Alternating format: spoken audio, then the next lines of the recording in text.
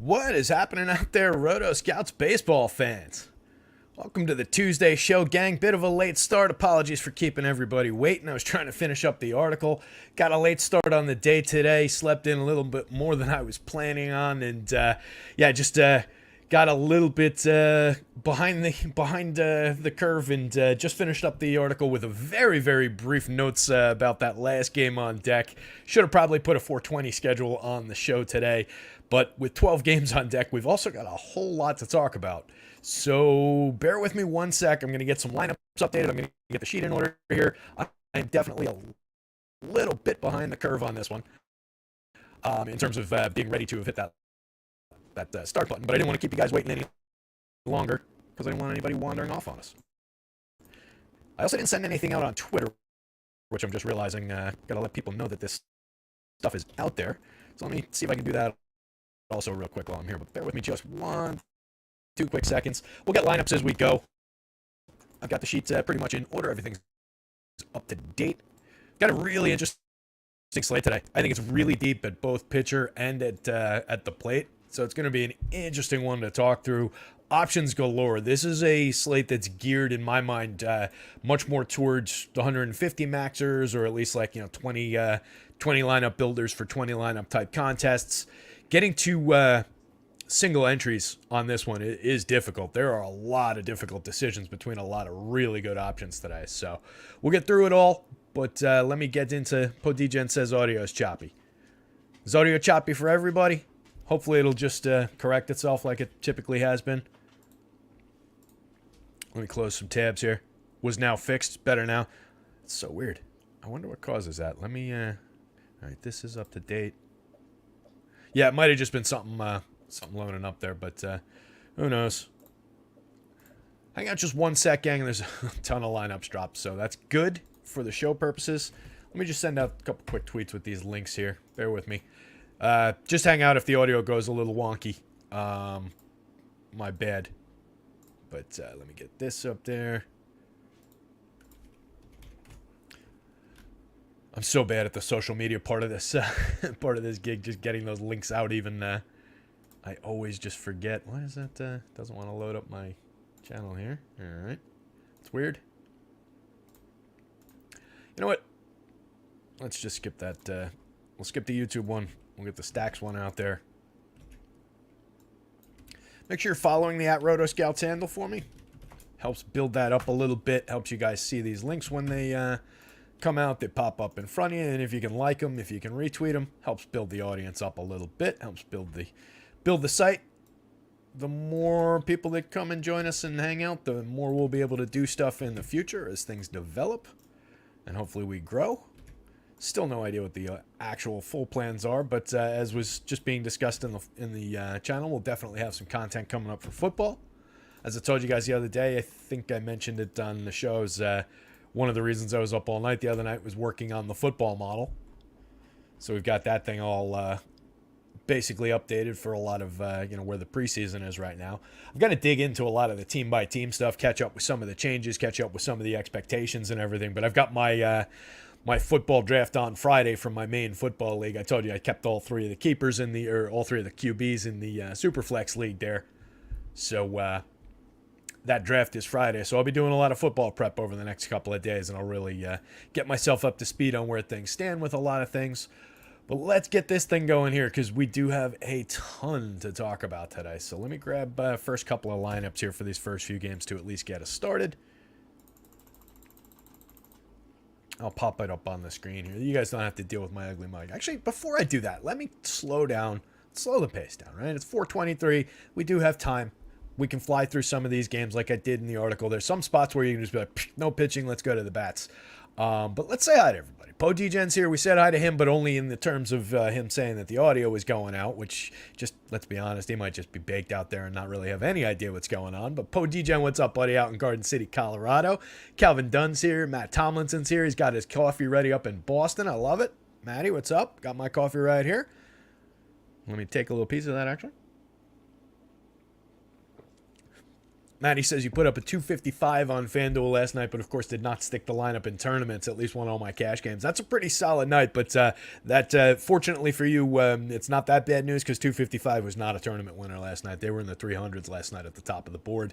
A lot of scores in like the up to 3, and then a lot of the leaders were in like the 280s, 270 range, and then it quickly dropped down to 255. So that would have been a good score, but you didn't miss a big win last night, Matt. I had a handful of lineups in that range, and then a lot of other stuff. I thought we nailed a lot of the slate, the Seattle stack going off, a lot of other things that we talked about, but just one of those nights where the combinations didn't quite come together in the right way. We've got Larry C in the chat. I'm sure Larry's been hanging out. I know he's been chatting a little bit with talking to folks. Cap pitching yesterday helped out a lot, he says, and yeah, I agree with that. I think it was a important slate to maybe limit those pitching options. Unlike today, where I think we're spreading out pretty wide and trying to cast a big net over this slate. Lone Wolf's here, Calvin Dunn's here, Shannon's here. Who else is hanging out? Shannon says, I think someone needs to remove Yankee bias from their model. Yanks are third in your model. Have you seen them over the last 15 games? I don't care about the last 15 games, Shannon. I care about the fact that Aaron Judge is in that model. They're facing in that lineup. They're facing Josiah Gray today, who's one of the premium targets for home run power in all of baseball. They ranked third by projections, second by home run power. I think that's perfectly fine. Gleyber Torres, DJ LeMahieu, Jake Bauers even has power. Harrison Bader and Anthony Volpe have a little bit of pop. Everson Pereira probably making his debut in the majors. So, yeah, I fully believe in that spot going up against Josiah Gray. It's also a both-sided situation. You can definitely roster Josiah Gray against these Yankees. That's why it's great. That's why DFS is great. You can take both positions on this one. Shannon says, I need to update the RAM in the computer. I don't know that that's the case. It's a gaming computer. It was pretty beefy when I got it. So I got it specifically so that, A, I could play games, and B, I would have some horsepower to do shows and stuff. I bought it just last year, I think. Like end of last summer, toward the start of football season last year when I was doing shows and stuff. But, yeah. Mama says I made a 50K mistake switching out all of my Blackburn Naviera. Ended up top 10, but have to apologize to not just listening to your take on a catcher as my top scorer. Dude, no apologies necessary. But that sucks that mistake got you. Man, didn't love the Javier spot yesterday. I gotta say. Obviously, we liked the Blackburn spot, but I get why you probably did. It was for popularity with all that crazy popularity. Yeah, a lot of chalk did hit last night, Greg. I made similar decisions in spots where it was like, if I had that guy, this lineup, one of the 250 lineups would have been 30 points higher, et cetera, et cetera. And yeah, it just a lot of issues yesterday, and in terms of where the combinations came, but a lot of stuff we nailed. That Kneisner play was worthwhile in the St. Louis lineup, believe it or not.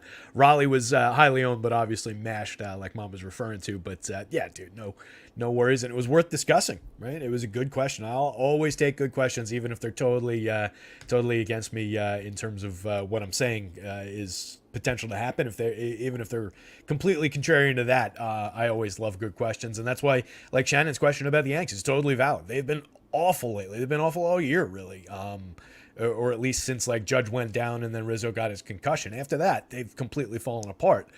But given the matchup, given how it comes through the model, I believe in that spot. So no Yankee bias in the model, as Shannon put it. Vladdy Guerrero in the lineup today for the Blue Jays. That's a plus. All right. Castillo was throwing gas when he figured it out and didn't matter, and Sox couldn't hit it.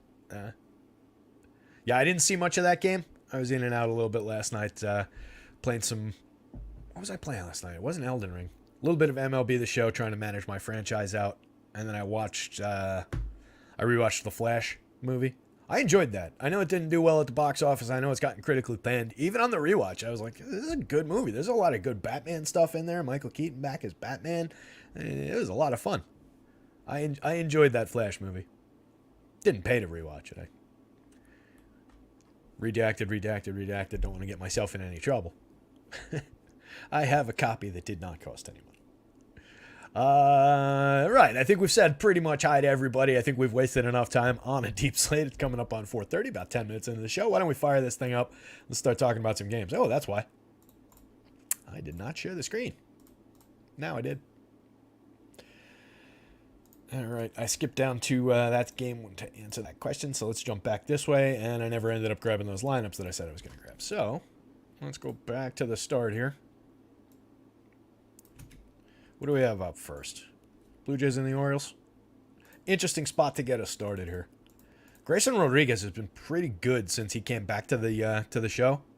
I know he's got a 5.44 ERA overall, but a 3.87 xFIP is pretty tight overall for the season. And since he came back up in mid-July, he's been kind of rolling over 6 starts. The strikeouts have been a little bit more limited, but overall his numbers have normalized in terms of the runs. He's got I'm trying to get to it here. Going to rely on some of my short notes in the article for some of this today. Since that mid-July return, a 3.03 ERA, 3.93 xFIP, the strikeouts are only 21.9%, but I think he's very, very playable in this spot. 6,100 on the DK slate, that makes him a very strong value option. He projects fairly well. 8,200 on the FanDuel slate is a very good mid-board value price on that slate. So I really like the option here. Even against the Blue Jays, they're a hard-hitting bunch, but there's definitely some gettable bats down toward the bottom of that lineup. He's got to work his way through the stars, through Brandon Belt and his great on-base percentage, his power upside from the left side of the plate. So there's definitely some danger in this lineup. But Grayson Rodriguez has kind of proven himself a little bit, at least. 24.7% strikeouts in the show. The numbers for contact still look a little bit ugly. But since he's come back, unless he allowed one the last time, let me get back to his game log real quick. Going into the last start, he had not allowed a home run.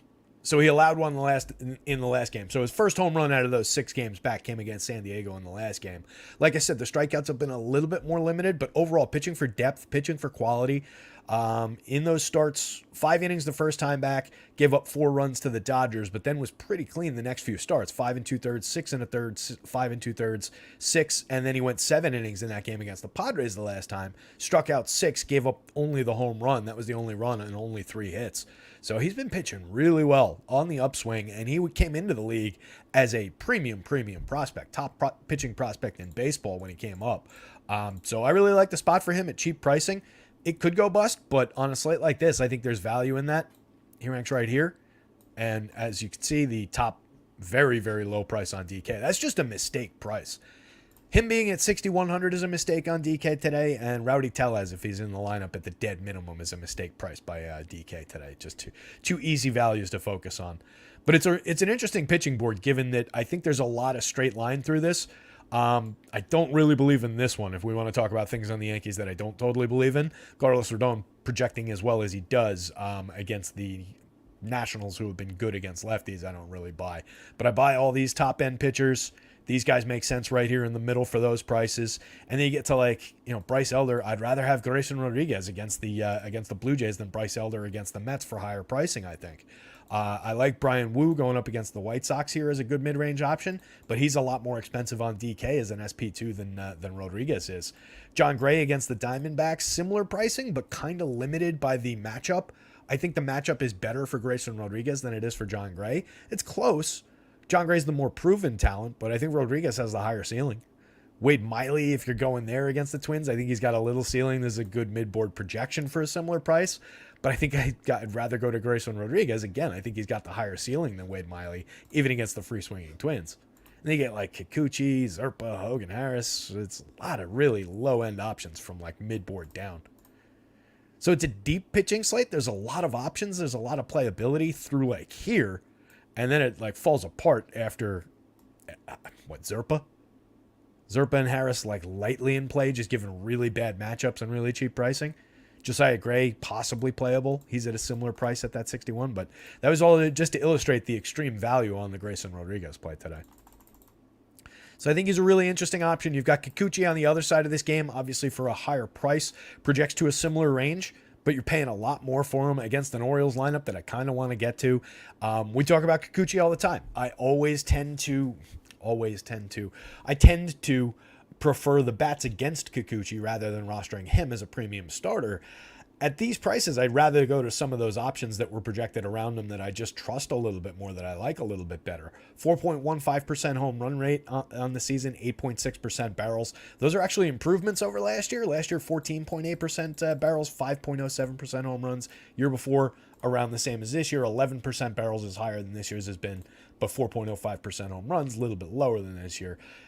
Point is, tons of premium contact over the full extended sample of that's about 370 some odd innings. It's a flawed pitcher. He does have strikeout potential, 24.9% this year, 27.3% last year. Limiting ERA at 3.44, a decent 3.90 xFIP. He's an okay enough pitcher. He's got talent for 8,900, 9,800. Just not one of my preferred options, and I'd rather go to some of the Orioles bats. Good power marks for Gunnar and Ryan Mountcastle. I was hoping Gunnar would make the lineup. He landed third. I had put him fifth, and he was projected just below the magic number. In the third spot in the lineup, he pops up above the magic number at 10.09. No Anthony Santander in this confirmed lineup, but you do have Austin Hayes. You've got Jordan Westberg, capable right-handed bats. James McCann is a cheap second catcher in that lineup. I greatly prefer Adley Rutschman, and so should everybody. But McCann against the lefty has been a thing for years and years. As I've said the last couple of times, he hasn't really been that guy in quite some time, but he's very cheap. He's got 4 home runs on the season, a 162 ISO. Most of the production has come against lefties, so he's a playable part. Cedric Mullins, same-handed matchup, 4,900, 3,400. I can definitely take my shares, especially if we're expecting him to chase Kikuchi. Ryan McKenna, Jorge Mateo, kind of more limited options later in the lineup, but playable parts. So I'm going to draw shares more of the Orioles here. I think they're a pretty good-looking option. They ranked just 19th in terms of the collective projected fantasy points, and they're not great for points per dollar given some of the higher prices, but they rank 9th on the home run board, which gives them enough upside in my mind to draw some shares where I hope they'll be a little bit lower owned because of the tough to reach points per dollar pricing on some of the key hitters. So I like the spot for the Orioles. The Blue Jays side of things, if you're going to attack Grayson Rodriguez, I'll have probably more of the Rodriguez side of the combination, but they've obviously got some star power up top. They draw some pretty good projections here. They rank 8th overall on the projections board, decent points per dollar, and 8th overall on the home run board. So there's a little bit of home run potential still lingering from what Rodriguez did earlier in the season. We've got obvious stars in Bo Bichette and Vladdy Guerrero. George Springer as well is formerly a star, not performing nearly like it this season, but above average at a 103 WRC plus, 15 homers, 16 steals. Dalton Varsho's got 15 and 14, but only an 83 WRC plus, but hits from the left side at least, and he's very, very cheap at 3,200, 2,600 in the outfield. So a little bit of ability for Varsho. Matt Chapman just still hits everything very, very hard. 17.4% barrels, 57.2% hard hits. The output's been limited. 188 ISO is pretty decent. A 15 home run total. You'd expect a little bit more in terms of the home runs. 15% above average for run creation, though. Kirk and Kiermaier mix-in options late in the lineup. And then this top end with Whit Merrifield is a very good playable part for cheap pricing. Gets himself on base at a good clip, decent triple slash, good run creation mark, okay home run output, and a good stolen base total makes him really valuable ahead of Bo Bichette, who at 5,200, 3,300, particularly on FanDuel, is very cheap for his talent. 18 home runs, 320, 351, 501, a 135 WRC plus for the shortstop. He's a premium option. Brandon Belt is very, very cheap at 3,700, 2,900, plays the same position as Vladdy on DK, which continues to suck. 133 WRC plus for him on the season, though. 13 homers at 210 ISO. He's almost equaling Vladdy's power output in 200 fewer plate appearances. Not a bad option from the left side up at the top of the lineup. So priority bats for them would be just like 1 through 5, and then these two guys at least are mixers, with these guys not being that bad. So that lineup does play pretty deep against Rodriguez. I just really like this pitcher for these prices on the other side. But it's a both-sided situation. All 4 corners of this one are in play at least loosely. I would probably say, given the value, I'm going to put Rodriguez on top just because he's such a strong value play, particularly at SP2 on DK. I'll go Rodriguez. Orioles bats given the home run potential against Kikuchi. Blue Jays bats Kikuchi. But you could really rank that in any order. They're pretty close options. And on my board, the Blue Jays do rank above the Orioles by quite a wide margin on basically across the board, even in home run power. So maybe I should put the Blue Jays up a little bit, more star power in that Blue Jays lineup. So let's flip those. We'll call it Grayson Rodriguez, Blue Jays, Orioles, Kikuchi. Fair? Fair. Nationals and the Yanks. We dug into this one briefly a minute ago. Let me grab the lineups. We've got confirmed lineups on both sides. Had a feeling the Yanks lineup will look a little different than it was projected, which it does. We do have both Everson Pereira and Oswald Peraza in the lineup today. Perrier, for stupid reasons, unless they added him recently, was not on the FanDuel slate, which sucks. They had plenty of time to get him in there. But he is on the DK slate, I believe, at the min price. So I worked him into the model just so he would show. Yeah, min price on DK at 2,000. Let me see real quick. If FanDuel added him, I want to be able to talk about him because he is a very interesting hitter. He's one of the Yankees' top prospects. Was raking in the minors. No note on FanDuel, so it doesn't look like they added him. That sucks. So Everson Pereira for the Yankees, just as a starting point to talk about the entire slate. He's coming up with a 291, 362, 545 triple slash with a 255 ISO, 10 home runs, and 7 stolen bases across 185 AA plate appearances this year. And then after he was promoted to AAA, 312, 386, 551 with a 231 ISO, 8 homers, 4 steals in 158 AAA chances. So very good numbers across the board in the minors this season. Probably should have been promoted a little ahead of this. Yankees probably could have used that bat at some point this season. You also get Oswald Peraza in the lineup, 2,800, 2,000, triple position eligible on the FanDuel slate, dual position eligible on the DK slate. Anthony Volpe climbing the lineup to 5th in an interesting move. Billy McKinney was sent to the injured list, I believe. They made a few roster changes to bring up Carlos Rodon back to the team. But an interesting version of the lineup, if nothing else here. A lot of power, obviously, showing through these three hitters.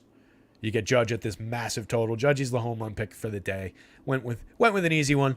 24 home runs on the season, a 342 ISO, and leads the entire day at 24.82 in the home run model. 28.2% barrels, 64.4% hard hits. Still makes the absolute best contact in baseball. DJ LeMahieu has been bad all season off the top of the lineup, 3,200, 2,500. He does continue to have value given those cheap prices and the multi-position eligibility. His flexibility into second base is more valuable on the FanDuel slate, but you do have Glaber to work with at second. Maybe he's better at third base overall, I guess, but then you're limiting the third base position on the whole on this slate. So it's that kind of sucks. And you also do have Peraza, who flexes into the same positions at second and third with shortstop eligibility that conflicts with Volpe's shortstop eligibility. Overall, I'd probably rather have Peraza than DJ LeMahieu, just given what the skill sets look like right now. Peraza in the minors was at 268, 357, 479, a 107 WRC plus, a 211 ISO, 14 homers, 16 steals, and 300 AAA plate appearances, and has been one of the top regarded prospects in their system for the last few years. As I've said a few times when talking about the two players, Volpe and him came into spring training this year as one of them will probably be on the team and start at shortstop this year. They're competitive in terms of their prospect pedigree, who gets there first. But both of these kids are figured to be in the middle infield for the Yankees for the next few years. So I do like that option at the bottom of the lineup. Volpe and Bader are obviously inconsistent contributors, but both can hit a home run, both can steal a base. So they're going up against, the reason they're showing all that power is because Josiah Gray's on the other side. He does have just a limited 2.98% home run rate this year, 8% barrels. Those are major improvements over where it was the last couple of seasons. 5.86% home runs last year on 10.7% barrels. Year before, 6.19 on 12.2% barrels. Was just pitching to tons of premium contact those seasons. He has been a little up and down overall this season in terms of allowing that. Overall, the numbers are good, but when he comes in as the bad version of Josiah Gray, he is still a bit of a target for power, and there's just still tons of data coming through in the model. Last time out, gave up a home run in 3 innings in a bad start, 5 earned runs, walked 3, struck out 4 against the Red Sox. Game before that, gave up a homer to the Phillies. He had 3 clean games for power before that, in a variety of starts. One of those starts, despite giving up no home runs, he allowed 5 earned runs, only struck out 3. Clean games, the 2 games before that, struck out only 4 in 7 innings, only 4 in 6 innings. Had a few ugly games for power in the middle of July. 1 home run allowed to the Cards, 2 to the Reds. Had a few 2 home run games earlier in the season through June. So when it's been ugly, it's been ugly. When it's been good, it's been good. I do think he has the upside to a handful of clean innings. Okay strikeout total. For 6,900 on the DK slate, I do think he's on the value board. Easy enough to get to at that price. Obviously, plenty of upside against the Yankees. they can just as easily put zeros into the scores tonight as they could put some home runs into the board. But they do have some premium home run hitters in this lineup, and there's definitely some ability, and they come at very, very cheap prices. I cannot be convinced that there's not value in getting Giancarlo Stanton for $2,900 on FanDuel, $4,300 on DK, with a 17.93 in the home run model, 18 homers on the season. Yeah, he's a 199, 281, 434 hitter. He's also got a 236 ISO, a 15.8% barrel rate, 46.8% hard hits when he does make contact. We're just looking for those home runs. So, tons of value here. Interesting value, at least here on DK. 84 I can argue with on the FanDuel slate. He projects out kind of only okay for that number. I don't really like the option. Even in a vacuum, like just put this pitcher in this ballpark, the dimensions of this ballpark, call it anything you want, and put a different team on the other side. I wouldn't really like the spot at that price for Josiah Gray. Just a home run situation for a home run-oriented pitcher. I do think the Nationals are in play against Carlos Rodon. We know that they've been a feature against left-handed pitching for most of the season. They have guys like Lane Thomas, Joey Meneses, Keibert Ruiz, Stone Garrett, and Riley Adams, all of whom excel against right-handed pitching. Or left-handed pitching, rather, excuse me. They got Carter Kaboom in the lineup. That's an interesting addition. I didn't realize he had been called back to the team. 2,200, 2,000. Shortstop eligible on DK is more interesting positioning. Third base kind of sucks for him on the FanDuel slate at that position. But he's at the min price. He's an okay bat with a little bit of pop from the right side. So that's somewhat interesting. Fits in with the team theme. Entirely right-handed except for C.J. Abrams. Abrams loses a little quality lefty-lefty, but he's been outstanding. He's still a very good correlation off the top for 4,700, 3,000 at shortstop.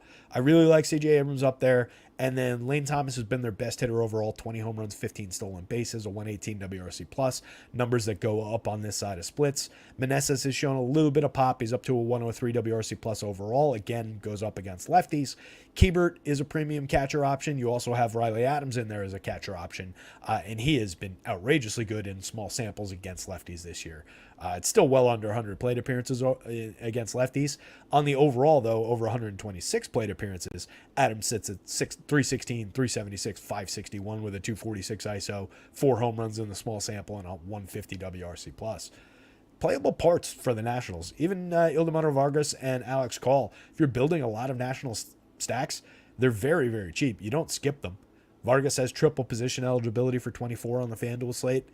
Enough quality in his triples. I mean, the triple slash isn't good, but enough quality in his stat line over 185 plate appearances that for that price, you stick him into a few builds. You hope you get a decent game from him. More of a correlated scoring piece. Rodon, I didn't want to have to talk about this. Coming back from his hamstring issue that I kind of feel like might have been cover for just pitching poorly. But I thought he would be gone for the rest of the season, and he's back, so maybe it wasn't. Maybe it was a legitimate issue. He projects kind of well. I limited the innings down to 5, so that's a 5-inning projection.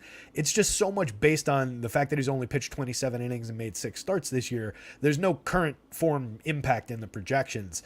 It's kind of just looking at him as had a few bad games, but is still the pitcher that he was the last couple seasons. And he's very much not that guy anymore. He might be that guy again, but he's very much not that guy right now. 20.5% strikeout rate, 14.8% walks. Cannot find his consistency, can't find his form on the mound. 7.33 ERA, 6.02 xFIP, tons and tons of premium contact, 6.56% home runs, 10.3% barrels in the tiny sample. Last year, 33.4% strikeout rate, a sparkling ERA and xFIP. Very, very good at limiting premium contact. Year before, 34.6%. A phenomenal ERA and xFIP, very, very good at limiting premium contact. If this guy shows up, the Nationals are in trouble. That guy hasn't shown up in 6 starts for the Yanks. He's just coming back off the IL. He hasn't pitched deep into games this season. There's every reason in the world to believe that Carlos Rodon is going to fail. If you want to throw a few darts, he's at least correctly priced. 7,800, 6,700. Given how he projects, I'm going to leave him in. I'll probably have a few shares that'll fail, and I'm okay with that. Yankees bats, Nationals bats, Josiah Gray, Carlos Rodon. No real esteem for Rodon in this spot. Maybe I'm trying to put the reverse jinx on it as a Yankees fan. Who knows? But yeah, I just haven't seen it from this pitcher all season long. It's been ugly. So don't like it. The fans will be booing him. That won't help. Kind of a shitty situation. Let's move on. A lot of show to do. The Cards and the Pirates, both of these lineups are in. Tommy Edman, Alec Burleson, Goldschmidt, Nolan Arenado, Richie Palacios back in the lineup in the 7 spots. Jordan Walker, Mason Wynn down the bottom. Interesting configuration for the Cards, but the top end is very, very good. And I think there are playable parts, if nothing else, through the bottom end. On the Pirates side of things, they were showing a little bit of life. This is a nothing pitching matchup on both sides. Pirates are favored in this game against the corpse of Adam Wainwright. 5,200, 6,000, you're absolutely bananas if you play Adam Wainwright at all for the rest of the season or the rest of his career, unless he has his right arm replaced with a bionic arm of some kind. 11.5% strikeouts, 8.42 ERA, 5.73 xFIP, 4.21% home runs on 11.6% barrels in what continues to be a very sad final season for Adam Wainwright. Joan Oviedo on the other side, 7,386. At the DK price, if you wanted to put him in your SP2 pool, that's fine, but I don't really see a ton of upside. 20.2% strikeouts, 10% walks, 4.55 ERA, 4.81 xFIP. Not a ton of premium contact. 8.1% barrels is higher than you'd want it, but it's fine given a 2.45% home run rate. Maybe the Cards don't homer a lot against him, but I like him to draw some walks. I like him to sequence, maybe score some runs here. Might not be an outrageously good Cardinals day, but I think they'll at least do enough damage to ruin the upside for a Joan Oviedo ceiling game. Maybe he comes through with an okay score, but I don't really like it. At 86 on FanDuel, I just don't think he's really on the board. So the Cards bats, as I was saying, Tommy Edman, plenty of value given the triple position, the dual position on DK for cheap prices, 11 homers, 17 steals. Gets himself on base okay, more so in the leadoff role when he's focused on that, trying to get on ahead of Goldschmidt, Arenado. Alec Burleson's a very cheap option with a lefty bat, just kind of filling this role while Lars Nootbaar's out. 3,200, 2,300, 8 home runs on the season, a 166 ISO, a 92 WRC+. I prefer Tommy Edman if we're looking up top for a correlated scoring piece, but Burleson does have a little bit of value given the very cheap pricing bolted directly into Goldschmidt and Arenado. The corner infielders, both 5,600 on DK, 3,634 on FanDuel. Highly playable. 20 homers and 10 steals for Goldie with a 126 WRC+, 26 homers for Arenado with a 123. Premium options right here. A couple other good righties. Wilson Contreras, Tyler O'Neill. Premium power from O'Neill for only 3,500, 2,700. He's got 7 homers on the season, a 108 WRC+. Contreras, one of the better catchers in baseball in terms of providing offense. 11.2% barrels, 46.1% hard hits, 13 homers. He's stabilized to a 260 and 355 front end of his triple slash, a 121 WRC+, after kind of scuffling early in the season. Nice turnaround for him. Richie Palacios, dead minimum in the outfield. Jordan Walker, 3,300, 2,600. Mason Wynn, the recently promoted infield prospect, another playable part. These guys are more bolt-ons, but top 6 here is pretty good. Or at least, if I'm stacking it, if I had to build one card stack, it would be very easily those guys. All right, those are my priorities. Edman, Goldschmidt, Arenado, Contreras, and Tyler O'Neill. I do think the Cards are very playable here, but I think they're, not the premium stack. Despite all the talent, their output has been kind of middling. Like, a lot of these guys have above average WRC+ marks, decent power contributions. It just seems like they never all do it in the same game, and they burn us time after time for DFS. They rank 16th on the board, only 14th by points per dollar, and only 19th for home run potential. The Pirates on the other side rank out 15th on the board, 13th on the FanDuel points per dollar, but 3rd on the DK points per dollar. Not showing a ton of power, but I think there's a little bit of lingering old stuff in the model for Waino. Obviously, they've got some power potential against Waino here. Although you don't have Jack Sawinski in the confirmed lineup, we do have Endy Rodriguez, who wasn't originally projected here. Interesting bottom end with Vinny Capra, Alfonso Rivas, Alika Williams, so we don't get Leo Verpeguero in the bottom of the lineup.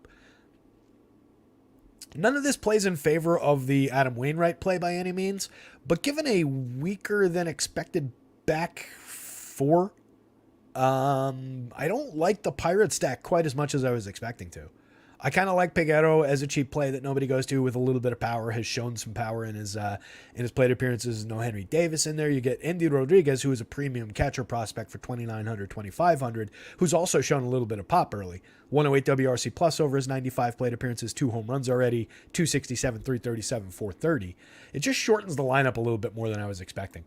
I know Joshua Palacios had a decent game yesterday, 220, 263, 393, 5 homers, 2 steals, 74 WRC plus, over 162 plate appearances overall. Kind of a middling option for cheap prices. So really, it's kind of here, and it's really kind of here. Ji-Hwan Bae, if you're building Pirate stacks, is definitely valuable in the leadoff role for cheap pricing. Second base and outfield does have 20 steals on the season, but only a 73 WRC plus over 253 plate appearances. Brian Reynolds, 18 homers, 9 steals, 114 WRC plus. McCutch still gets on base, still creates runs. And then Connor Joe is better against lefties, but a productive enough bat, hitting cleanup 3,200, 2,500 first base and outfield. 9 homers, 246, 340, 434 against Waino in this spot. He's playable, but more limited than I was expecting the Pirates to be for sure. If I had to rank this one now, I would probably go Cardinals, Pirates, and then neither one of the pitchers. Just totally off the board for pitching here. Let's see what's going on in the chat. Trey's here. Larry's saying LOL fried chicken. Had to get some fried chicken after the gym. Trey went from the gym to the fried chicken place. It's a good combo. I tend to only one of those sides of that combination. And if I was standing and you could see the gut that I walked into the room before with the camera on and I was like, whoa, we gotta pay a little bit more attention to the diet. Yeah, only on the fried chicken part of that gym and fried chicken combination. Man, fried chicken's good. You know the best fried chicken still, though? Or probably not the best I've ever had, but like the most reliably consistent, awesome fried chicken was back in the day in like the 80s and 90s. The bagged fried chicken under the heat lamps at the A&P. It was so goddamn good back then. Not nearly the same anymore. I mean, the A&P isn't even around anymore. But like when you get it at like, I know those things still exist at supermarkets like Acme and so on and so forth. It's just not the same as it was back then. Like whatever they did, like a lot of things. It was like, hey, we used to cook this in beef fat. And it's like, all right, McDonald's doesn't do that with their fries anymore. That's why McDonald's fries don't taste the same as when I was a kid. They're still good, but they're not the same. That old A&P fried chicken was so badass. We used to get it all the time as kids. Jarren Duran placed on the IL by the Red Sox. That sucks. But obviously there's a lot of good fried chicken. You got the Popeye's chicken sandwich is a good option. Pretty much as good as advertised in a lot of spots. But there's a lot of those places, particularly around here. A lot of like in all the hype around chicken sandwiches that created, that Popeye's chicken sandwich. There's like 5 or 6 spots in Jersey City and Hoboken now that have popped up that are just focused on chicken sandwiches. And it's pretty great because several of them are really, really good. And like where Popeyes gives you like that mashed down, like, minor handful of a chicken breast. It's a weird way to describe chicken breasts. Breasts of other kinds maybe, but chicken breasts, it's kind of strange. But those joints tend to give you like, boom, like full on thing. Pretty awesome. Calvin Dunn's making homemade fajitas. Matt Tomlinson says, Larry, I thought you didn't want to sidetrack Terry. Yeah, we made good time through those first few games. Greg B. and Cohen says Food Town still has it. Yeah, like I said, a lot of those joints still do have it. There's one down in Jersey City near the mall over here that's got it. They've actually got a pretty decent one of those prepared food sections, but it's just not the same. Maybe it's one of those things where you just remember it from being a kid being so much better, but yeah, not the same. Dimitri just had Subway in about a decade. Trey says, I had to get some shit from the supermarket and they have chicken under heat lamps. That's what I'm raving about.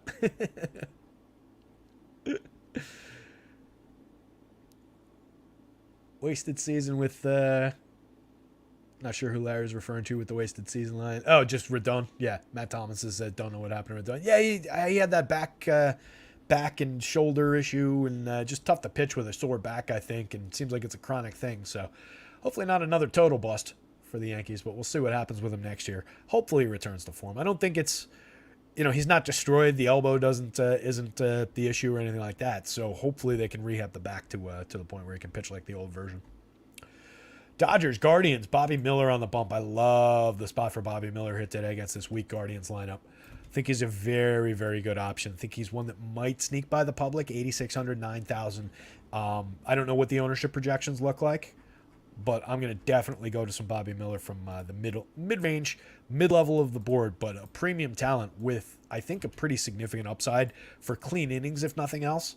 The Guardians, as we always talk about, fairly good at limiting strikeouts is what this lineup does well. But the only priority bat on the Guardians side of things is Jose Ramirez. 9.9% strikeout rate for him, 10.7% strikeout rate for the non-threatening Steven Kwan in the top of the lineup. That does great things to limit this strikeout rate. You do have a few targetable guys like Oscar Gonzalez in here at 1 in 5. Obviously, Gabriel Arias at 33.3%, 28.1% in a small sample last year. He's got thunder in his bat when he makes contact, and he's at the dead minimum on the DK slate. So if I'm going to Guardians bats, he's my second favorite hitter on this team right now. So Jose Ramirez, maybe third behind Andres Jimenez. But I really think that Gabriel Arias, if you're building Guardian stacks, is not a guy to be skipped with multi-position at the extreme low end of pricing with all the power in his bat. But he very well could feed 3 strikeouts to Bobby Miller if he gets to face him 3 times.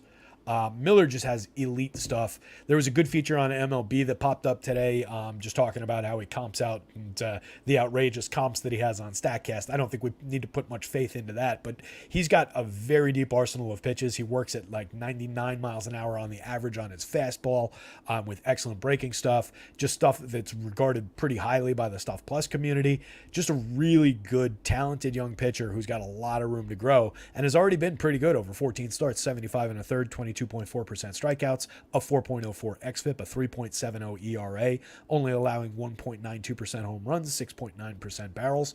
Everything that he does jibes pretty well with just attacking these Guardians.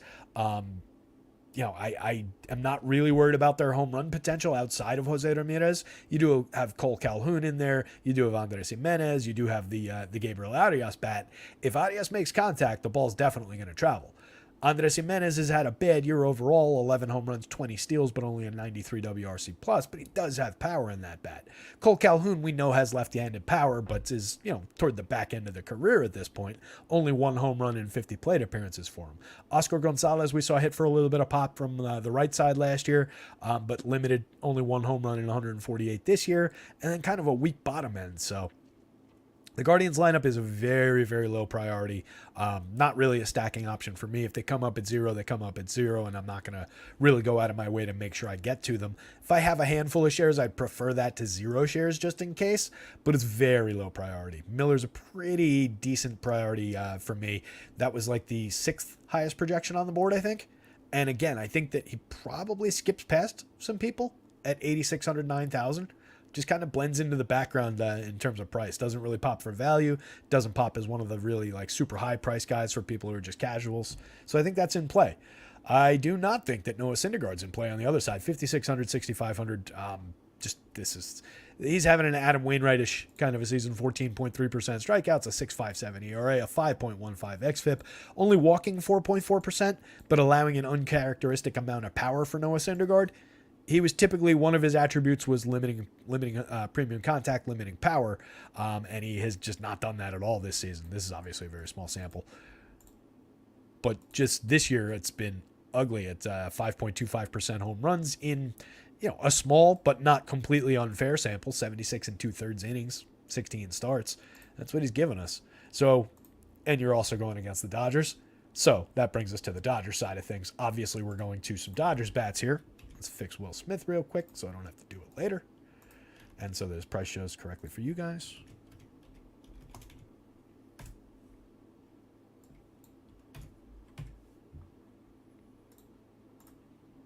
DK, I think, already had it. Yeah, DK just doesn't include that Will Smith reliever because they're smart. FanDuel. Like anybody's going to ever play that guy on FanDuel. It's so dumb. Like, who goes to relief pitchers on FanDuel anyway? And the fact that he conflicts with one of the top catcher options who hits third every day for one of the best teams in baseball. Like, even if they wanted to keep him, just do what I just did. Change him to William Smith. Change him to Bill Smith. For crying out loud, this has been a multi-year problem. It's so annoying. Tried to temper the cursing and said crying out loud like I'm my dad.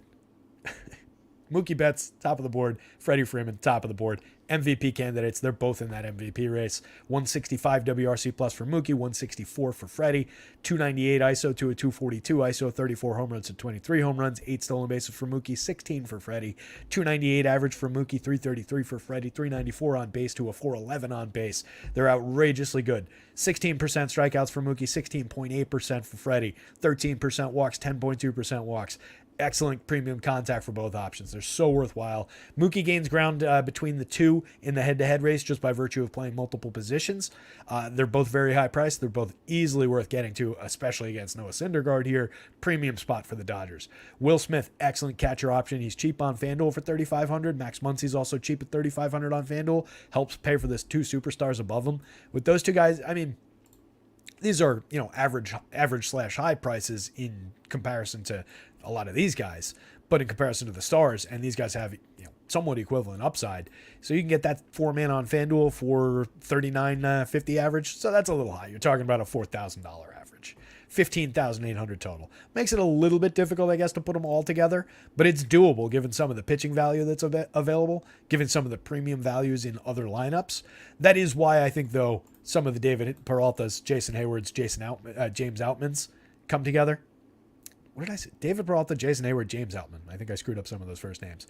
29, 26, 25, 25, and 34, 29 for those three left-handed outfielders. Just makes them a great blend of dynamic hitters. All of them have power. They all run a little bit. Outman runs the most, has probably the most left-handed power right now, 180 ISO. Hayward's at a 211 ISO in fewer plate appearances, has 11 homers. 118 WRC plus for both of those guys. Peralta's a little bit below the waterline for run creation overall, but he's got the best overall batting average, the best ability to put the ball in play. Weaker on base percentage, though. 7 home runs for him. Michael Busch, Miguel Rojas, mix-in options later in the lineup. Not a ton of output from either one of those guys in limited sample for Busch, but if you're going to the Dodgers, at least 1 through 7 in basically any combination. These 3 guys in any combination with these 4 guys gives you a ton of value. You don't have J.D. Martinez to work with, no Amed Rosario to work with. A little bit of downgrades in those 2 spots, but excellent left-handed options throughout this lineup to throw at Noah Syndergaard. Dodgers, big yes. Dodgers, Bobby Miller, big yes. No real interest in Guardians, no interest at all in Noah Syndergaard.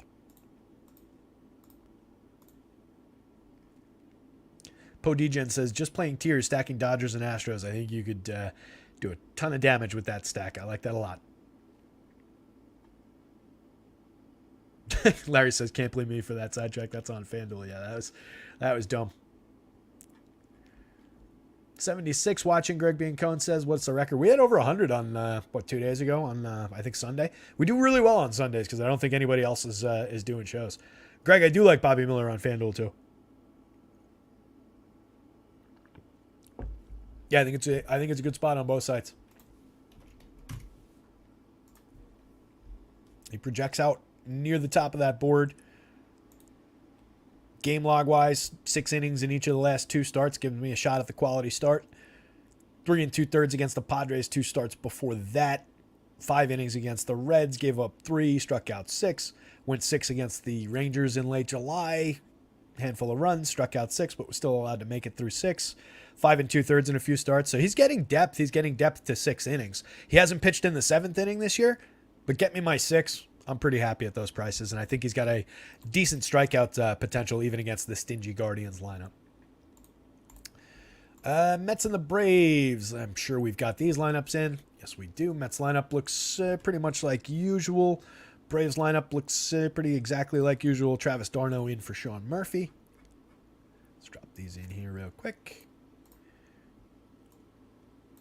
Tyler McGill is not an option today. Braves bats are an extremely good option today, as usual. They'll probably be pretty popular. They have an outrageous amount of home runs. Even with Nicky Lopez down there at a 0, they're pulling an 11.5 for the full lineup. It's pretty good. Nicky Lopez obviously has a little bit better than a 0 chance to hit a home run today.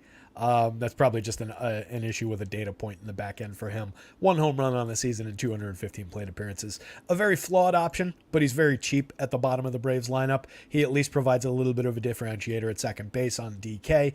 Triple position eligible on FanDuel for only 21 gives him a decent amount of value just to flex in a 4th hitter in that stack. But obviously your priorities are from 1 through 8.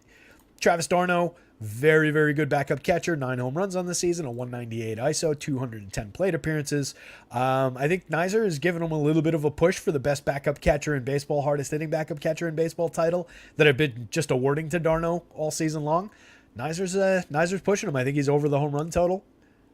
interesting race between those two. But Darno, the point is 4,200, 2,900. You're just getting a cheaper option at catcher who still does have a ton of power in this lineup. He's not Sean Murphy, but he's a decent option when Murph doesn't play.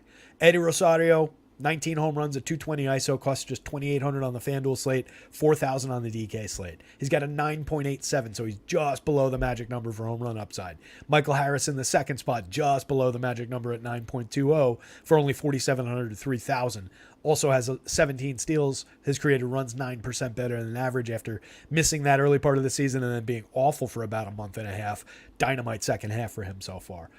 Acuna, Riley, and Olsen are three of the best players at their positions in all of baseball. Three of the best players, full stop, in all of baseball. Marcell Ozuna, 4,500, 3,000, another excellent power option in the heart of that lineup.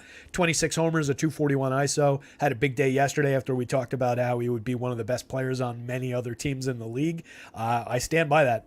15.6% barrels, 48.4% hard hits, 251, 324, 492, 16% better than average creating runs. Stick this guy on a lot of other teams. He's the best player on the team. Mets side of things going up against Bryce Elder. A little bit more meat on the bone projection-wise, ability-wise for Bryce Elder. I just don't know if I really buy it here against the Mets lineup. I kind of like the Mets, at least at the top end. And he projects out just kind of okay for the money with what I think is kind of a capped ceiling. 17.6% strikeout rate, a 3.46 ERA, but a 4.36 xFIP. He's a good pitcher. He has a chance to go out there and work 7 clean innings. He's pitched 138 and 24, so he goes decently deep into ball games. But we're looking more for clean innings from Elder, like 7 innings, limits them to a run or no runs or something like that, but only like 4 or 5 strikeouts is like a good Bryce Elder start on a lot of days. So I don't love the option. I think he's usable. 8,300, he's more viable on the DK slate as an expensive-ish SP2. 8,800, maybe a few darts on the FanDuel slate. He's got enough quality. He's got enough talent where if a lot of other options go bust that have true ceilings, maybe he just coasts through to a decent projection, a decent ball game, and does something for the money. So he's not out of play, but he's a lower priority option than a lot of other pitchers. Mets bats, I do like Brandon Nimmo off the top, Francisco Lindor, Pete Alonso. So the excellent leadoff man who's like just sub-star tier, but very good output, 18 home runs, a 130 WRC plus, gets himself on base at a 367 clip and has a 9.1% barrel, 47.1% hard hits. His hard hit rate is second on this team to Daniel Vogelbach at 49.4. Pete Alonso, for all his power, only has a 42.1% hard hit rate, 15.8% barrels though, 39 home runs, and a 309 ISO. Alonso's obviously a spectacular power hitter, but Nimmo hits the ball hard more frequently in that statistic. Excellent leadoff option ahead of Lindor, who's getting all his power, all his speed, 215 ISO, 123 WRC plus. Not worried about the dip in the triple slash. Take the discount at shortstop. Jeff McNeil, playable part, 4,000, 2,900. Decent couple of weeks here. Pushed himself back up to 266, 336, 355. Still only 98 WRC plus, but if he has an okay day, scores a couple of runs today, gets himself involved, that'll be like 102 by tomorrow. Whoops. I clicked out of the window by accident. Bottom of the lineup, Francisco Alvarez has stalled out for power a little bit at 21 home runs, but still a major threat for power from behind the plate for cheap prices on any given slate. The two lefties at cheap prices have a little bit of pop in their bats, but don't grade out well for power, have not been consistent at all for power. Stewart does have 6 home runs and 73 plate appearances, hit a handful 2 years ago for Baltimore, for the Orioles. I knew there was an O in there somewhere. Rafael Ortega also had a decent year 2 years ago. Jonathan Aruz, kind of a low-end option at the bottom of the lineup. So they're top-heavy, but I think they're playable 1 through 7 in a variety of combinations. Braves bats with a bullet. Big yes. Mets bats, Bryce Elder in like limited mid-board kind of doses. He's a fair play, but he's not a great play, not a good play. About halfway through. 5-12. We're doing all right. Let's keep it rolling, though. Let's grab the Twins lineup. If there's any weather situations or anything like that I missed, by the way, shout them out in the chat. I didn't have much of a chance to look. Like I said, I jammed through everything in about 2 hours today when it normally would take like 4 or 5 to cover a 12-gamer. So limited to when I got a chance to check out. But I feel like I got a good feel for the slate anyway. This one's kind of interesting. Wade Miley is not off the board. 6,300, 7,900 on a deep pitching slate. At least as a value play, particularly at 63 on it as an SP2 on the DK board, going up against a heavy strikeout Twins lineup, there's a little bit of believability. some clean innings, handful of strikeouts for the price. I think he's on the SP2 board if nothing else. Maybe a few value darts on the FanDuel slate if you're feeling exceptionally lucky and you think that all the higher end pitchers are going to go bust. Or even if you think you're just so confident in like a Braves and whoever stack and you want to be able to pay for it. It's one of the better value options. He's a limited pitcher. 3.05 ERA, but a 4.84 xFIP in his 16 starts, 82 and 2/3 innings. Only a 16.3% strikeout rate this year. Does limit power pretty effectively. 2.97% home runs this year, 31.5% hard hits is a spectacular hard hit rate. 7.7% walks could be a little bit lower, but a 1.17 whip, not tragic. And similar output over years past.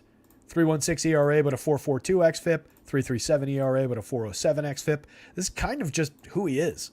Limited strikeouts, 17.6, 18.1, but okay for limiting power. Sub 3 home run rate this year on 34% hard hits, 6.1% barrels. Sub 2 home run rate on 35.7 and 5.2% barrels.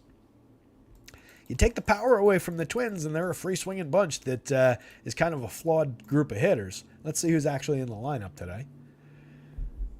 It's an interesting version of this lineup. I'll give it that. I think you can target it with Wade Miley. There's a ton of righties in the lineup. There's some power there. The Twins are definitely on the board for value-based upside, especially given 2, 3, 4 multi-position guys, 2 triple position and 2 dual position on FanDuel. Only 2 dual position guys on DK. Probably more value in a twin stack on the FanDuel slate. 3,000 is your highest priced hitter in that lineup, but 5.27 for Matt Wallner hitting 8th is your highest home run mark in that lineup. Twins don't sequence very well. They don't get on base at aggressively good clips. Limited option. I think we're looking at Twins more for value-based pricing, just a functional stack that makes things work and has a lot of flexibility in the lineup, if nothing else. Solano at the top, 3,000, 2,300, 284, 375, 404, and 336 plate appearances, a 122 WRC plus. An effective guy to put the ball in play, get himself on first base ahead of power options like Jorge Polanco, Carlos Correa, who's had a flawed season but does still have a little bit of power output. 4,600, 3,000 is very cheap pricing for his talent. Polanco, 4,900, 3,000, excellent power bat in the infield for cheap prices. Jordan Luplow at 26-22 does have value since he's hitting third today. Moderate output this year in 41 plate appearances. Last year, 234 plate appearances, hit 11 home runs, 78 WRC plus though. Year before, 11 home runs and 193 plate appearances, a 116 WRC plus. If we get this guy for those prices, it's a pretty fair option. Through the bottom of the lineup, Royce Lewis, Kyle Farmer, Christian Vasquez, Matt Wallner, and Michael A. So like I said, decent amount of power in Matt Wallner, but limited to 5.27. That does lead the team today. He's got 9 home runs and 132 plate appearances, a 281 ISO, but strikes out 31.1% of the time. Michael A strikes out 34.3% of the time in a more complete sample, does have 16 homers, 12 steals, but a 90 WRC plus. Vasquez has not been productive at all this season. 231, 289, 311, strikes out 21.5% of the time. Kyle Farmer, mid-teens power output over the last couple of years. A guy that I do like as a sneaky option when he's in the lineup in twin stacks. He's very cheap for 3 positions on FanDuel. Does have a little bit of pop, but pushing a 25% strikeout rate. Royce Lewis, 28.3% strikeouts in 120 fairly productive plate appearances. Kind of a mixed bag for every one of these hitters at best. So a little bit of interest in Wade Miley. A little bit of interest in twin stacks for value. Bailey Ober on the other side projects out fairly well, but not the top of the board. Just like 6th or 7th as we go down the list, and is one of the higher priced options at 10-2, 10,000 on both sites. He's a very talented guy. 3.40 ERA, 4.29 xFIP, only walks 4.8%, decent 24.6% strikeout rate.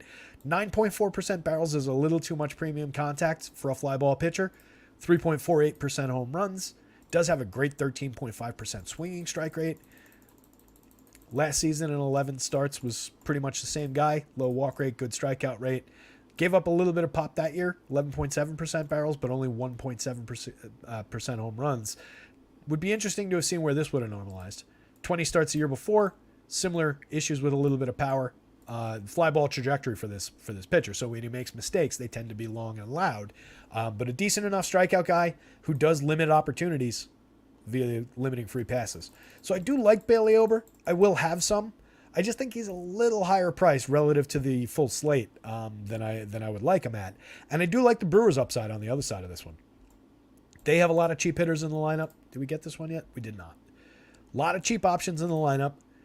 They ranked pretty poorly across the board for points per dollar and just general fantasy points, given some fairly low projections for the bottom guys in Monasterio, Bryce Turang, Tyrone Taylor. But you do get major value out of, like I said at the top of the show, Rowdy's in the lineup at the minimum price on DK. That is an excellent left-handed power hitter to focus on in Brewer stacks from the bottom of the lineup. Last year in 599 plate appearances, Rowdy hit 35 home runs, had a 242 ISO. This year in 295, he has 12 home runs, a 210, 288, 382 triple slash. We're not looking at him for batting average. We're not looking at him to get on base. We're looking at him to clear the bases of these guys. Rowdy is a major power bat for the dead minimum price on the DK slate. Only 26 on FanDuel puts him very much in play as well. The guys above him are priority bats. Christian Yelich, premium option, 9.29 in the home run model. You're paying full freight for him, but 287, 373, 456, a 125 WRC plus, 16 homers, 25 steals, 51% hard hits. Very, very good hitter in the outfield for that price. William Contreras, one of the better catchers on the board, 4,700, 2,900. Good year at the plate. Gains value by hitting second in the lineup. Carlos Santana has been really good for the Brewers since arriving there. He's up to 18 home runs, a 187 ISO. Switch hitter, 3,900, 2,900 at first base. Nice piece of value there. Sal Frelick has been productive, 4,400, 3,200. 3 home runs, a 171 ISO, 123 WRC plus in his 98 plate appearances. Definitely at worst a playable part in that lineup. Adames is crazy inconsistent. Does have 19 home runs, but only a 176 ISO, only an 85 WRC plus. Out of the top end guys, he's probably got one of the higher ceilings, but he's also one of the more skippable parts if you wanted to go with some of the low cost, good looking Brewers options here, and then one off a good shortstop from another team. I think that's a totally viable approach. I will have some Willy Adames. He ranks with a 9.05 to be second in the home run model today for this team. He's got ridiculous power potential against a pitcher who's giving up a decent amount of power, but he's also a fairly high strikeout, fairly low-end performer in everything else with the bat in his hands. So it's probably Brewers bats, Bailey Ober, Twins bats for value. I'm going to put Wade Miley on top of the Twins bats just to be a little differentiated with the call, hopefully. So it was Brewers bats, Bailey Ober, Wade Miley, Twins bats. All 4 corners are on the board, though, particularly given the value pricing. Neither one of the teams grades out well when you look at the stacks board, but I do think there is a little bit of pop and a little bit of value on both of these teams, and I like the multi-positions for some very cheap prices on some of these players, even if they don't project out great. At worst, these are value options. The Mariners and the White Sox. Neither lineup looks like it's in. Let me reload the page just to make sure. I'll pop back into the chat in half a sec. Oh, yep, they are. I'm glad I reloaded the page. Mariners lineup looks mostly as projected. Julio back in the lineup, which is good. Cade Marlowe and Canzone both in the lineup, which wasn't how it was projected and is an upgrade, so I like that. White Sox, mediocre lineup. A little bit of a shakeup. Andrew Benintendi hitting first. Talk about it right now. All right. So who wants to go back to the well with Mike Clevenger? Who succeeded with him the last time out? I didn't like him. I didn't go to the option. Think it's a little weak. Poe Degen says the movie Single soundtrack is pretty dope. That's one of my favorite movie soundtracks of all time, buddy. All those 90s grunge bands. Some excellent Pearl Jam on there. Some very good Soundgarden on there. Who else is on there? I think the Pixies are on there. Sonic Youth, I want to say. A lot of really good bands. That's a great soundtrack. Gunn says whoever gets Terry for Secret Santa got to get him a second monitor. Yeah, I should be able to do that. Gunn's surrounded by hippies and bags of edibles and chocolate mushrooms. He has to be careful on what he eats or he'll be Poe-Degen. Gunn, if you want to trade places, I'm happy to go wherever you're stuck and you can come here and do the rest of the show. Throwback says Olsen bounce back. Chuck Deuces says, what about Garver or Heim when we're talking about catchers? I really like Garver and Heim both as catchers. I think there's tons and tons of power for both of those hitters. We'll get to that spot. We didn't talk about that game yet, did we? No, that game's later. We'll get to that spot, but I like both of those catchers. They're premium options. I really like when they're both in the lineup because you can mix and match them. You can put them both in a FanDuel lineup.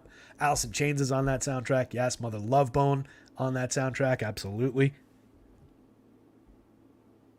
Astros, Jordan Alvarez has been scratched from tonight's game against the Red Sox. Downgrade for the Astros. Did we even talk about that game? That's next. Coming up in a moment.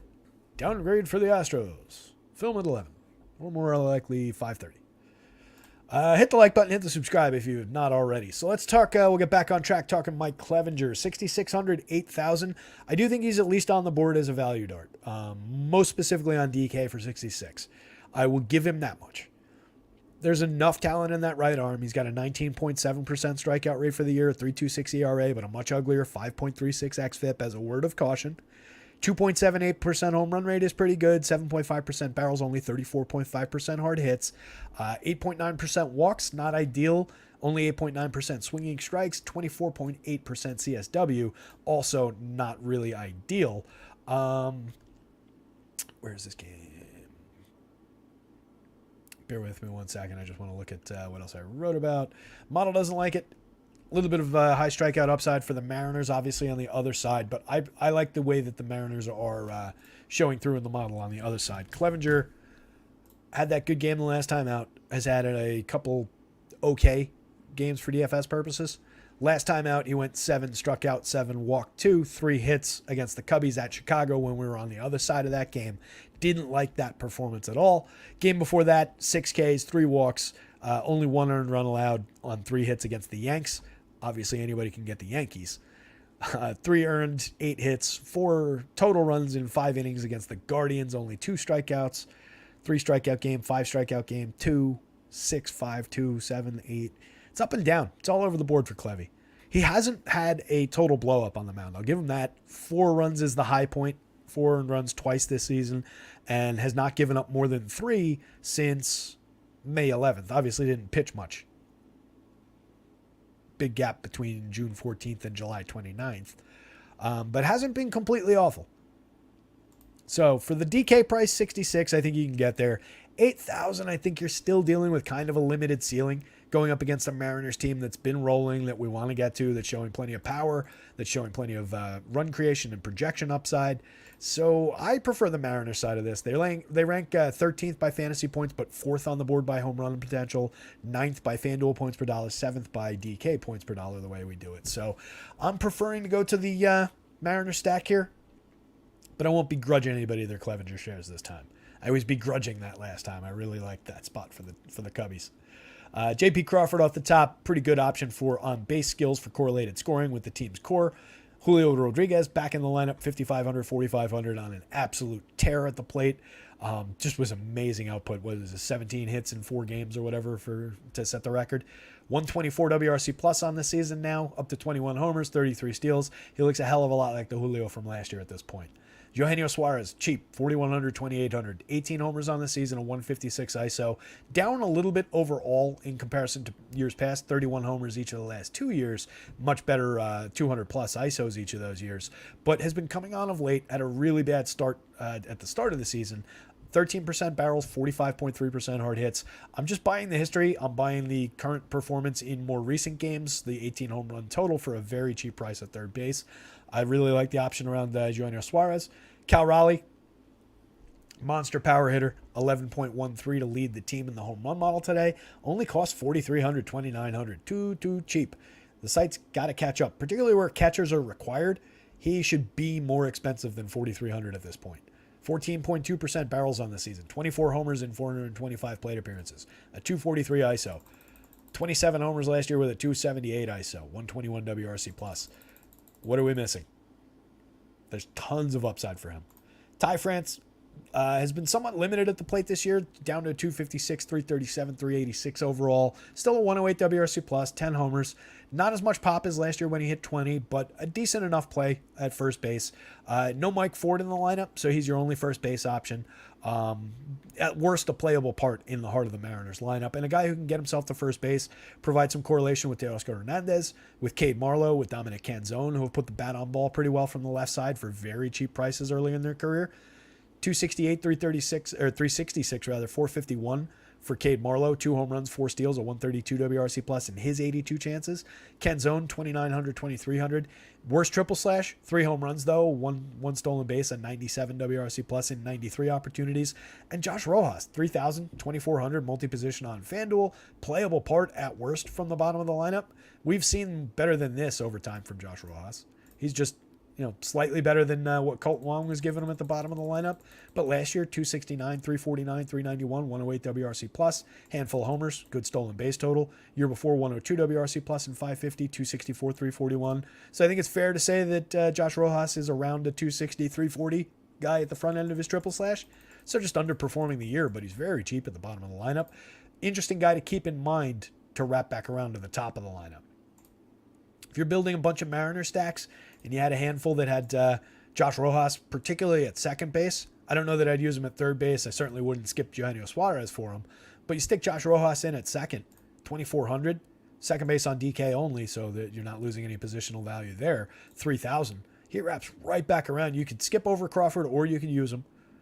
Definitely correlates directly from Rojas to Rodriguez, Suarez, Cal Raleigh.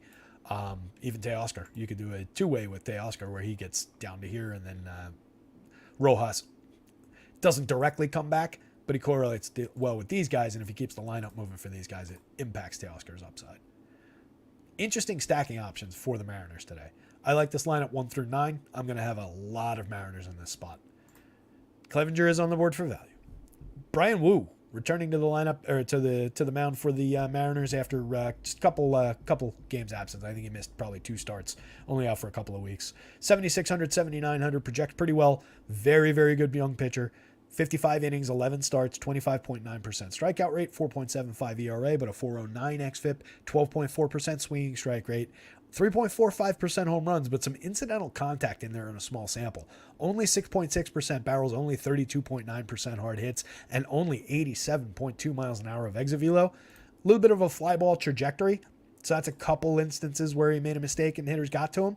Could definitely happen against a guy like Luis Robert, a guy like Eloy Jimenez in the middle of this lineup.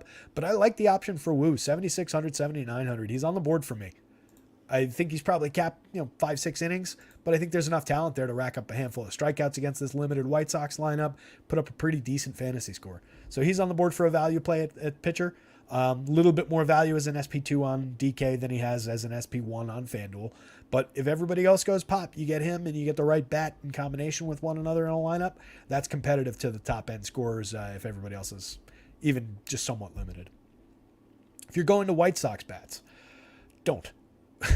Yeah, if you're going to White Sox bats, it should be in limited shares, I think. I think Wu is a good enough pitcher to justify kind of limited expectations for the underperforming White Sox.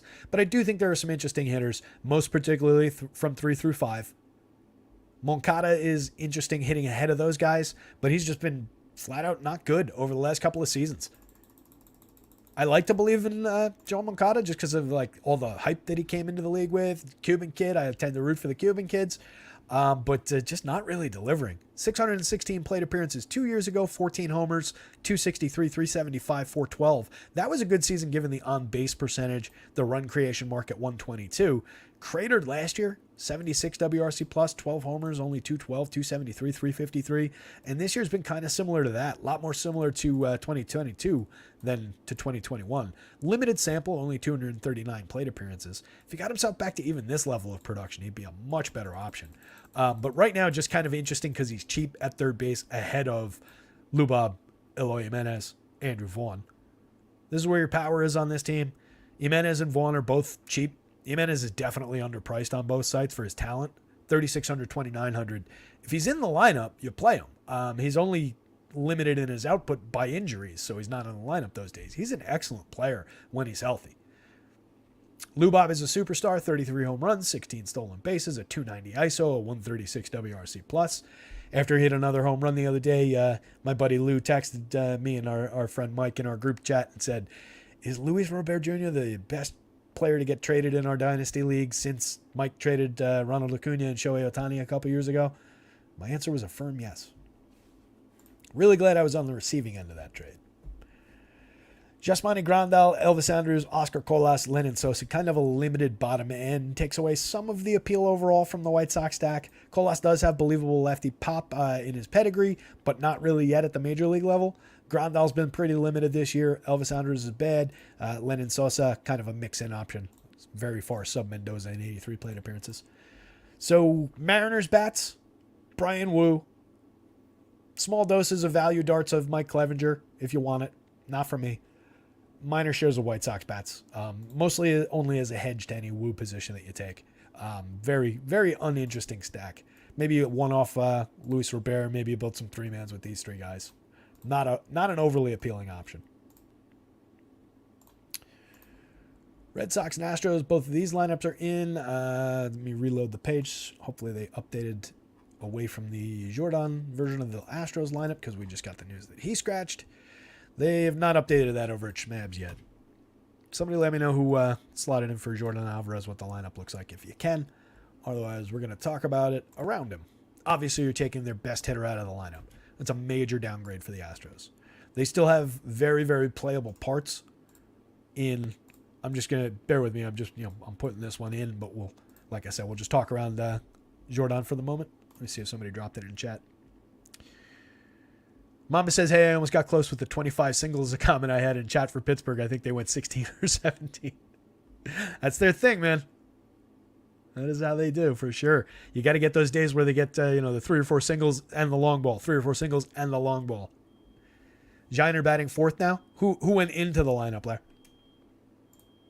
Oh, Jiner went into the lineup. He wasn't in. All right, cool. Thanks. Obviously, he's having a very good season. He gives you an interesting secondary catcher or a first baseman in this lineup for only $4,000 on DK. That does have value. $2,700 makes him at least a part of the stack and offsets the pricing for those guys. That top 4 stack from the Astros now becomes a $3,600 average, where it was probably over $4,000 with Jordan in there. But he's one of the best power hitters in baseball, Jordan Alvarez, one of the best overall hitters, one of the best, easily the best hitter on this team. So that's a major downgrade. I do still really like this group from 1 through 5, though. Altuve's a superstar at second base. Price like it, but playing like it. Alex Bregman, a little bit discounted for a little bit of underperformance at 256, 356, 433. Still creating runs 21% better than average. Has 20 home runs on the season. Kyle Tucker is a star. 24 home runs, 24 stolen bases, a 145 WRC plus, a 227 ISO. Lefty, covered for Jordan Alvarez pretty admirably while he was out. Has excellent capabilities at 5,800, 4,000. Totally worth it. Jiner has hit 18 home runs at this point in only 289 plate appearances, a 263 ISO. It's excellent that they allow you to play him at first base on DK now. That has tons of value. McCormick in the outfield, still underpriced at 4,500 on DK, correctly priced at 36 on FanDuel. 19 homers, 13 steals, at 258 ISO, 153 WRC plus in 330 plate appearances from a guy that for the last couple seasons we've been talking about, focusing on his premium contact, getting to him cheap, getting to him with value. It is just a premium spot in the lineup now. He's finally getting a full-time role. Had just dramatically good performances earlier in the season. Has been an excellent player for them all season long. So much more popular than he used to be, but performing and justifying that popularity. Happy to go to him whenever I can. Mauricio Dubon, limited option down here. John Singleton, better story than a player. 113, 247, 226 over 73 plate appearances. Does have those 2 home runs that he hit in that one game. Very limited option. Was out of baseball for years and years.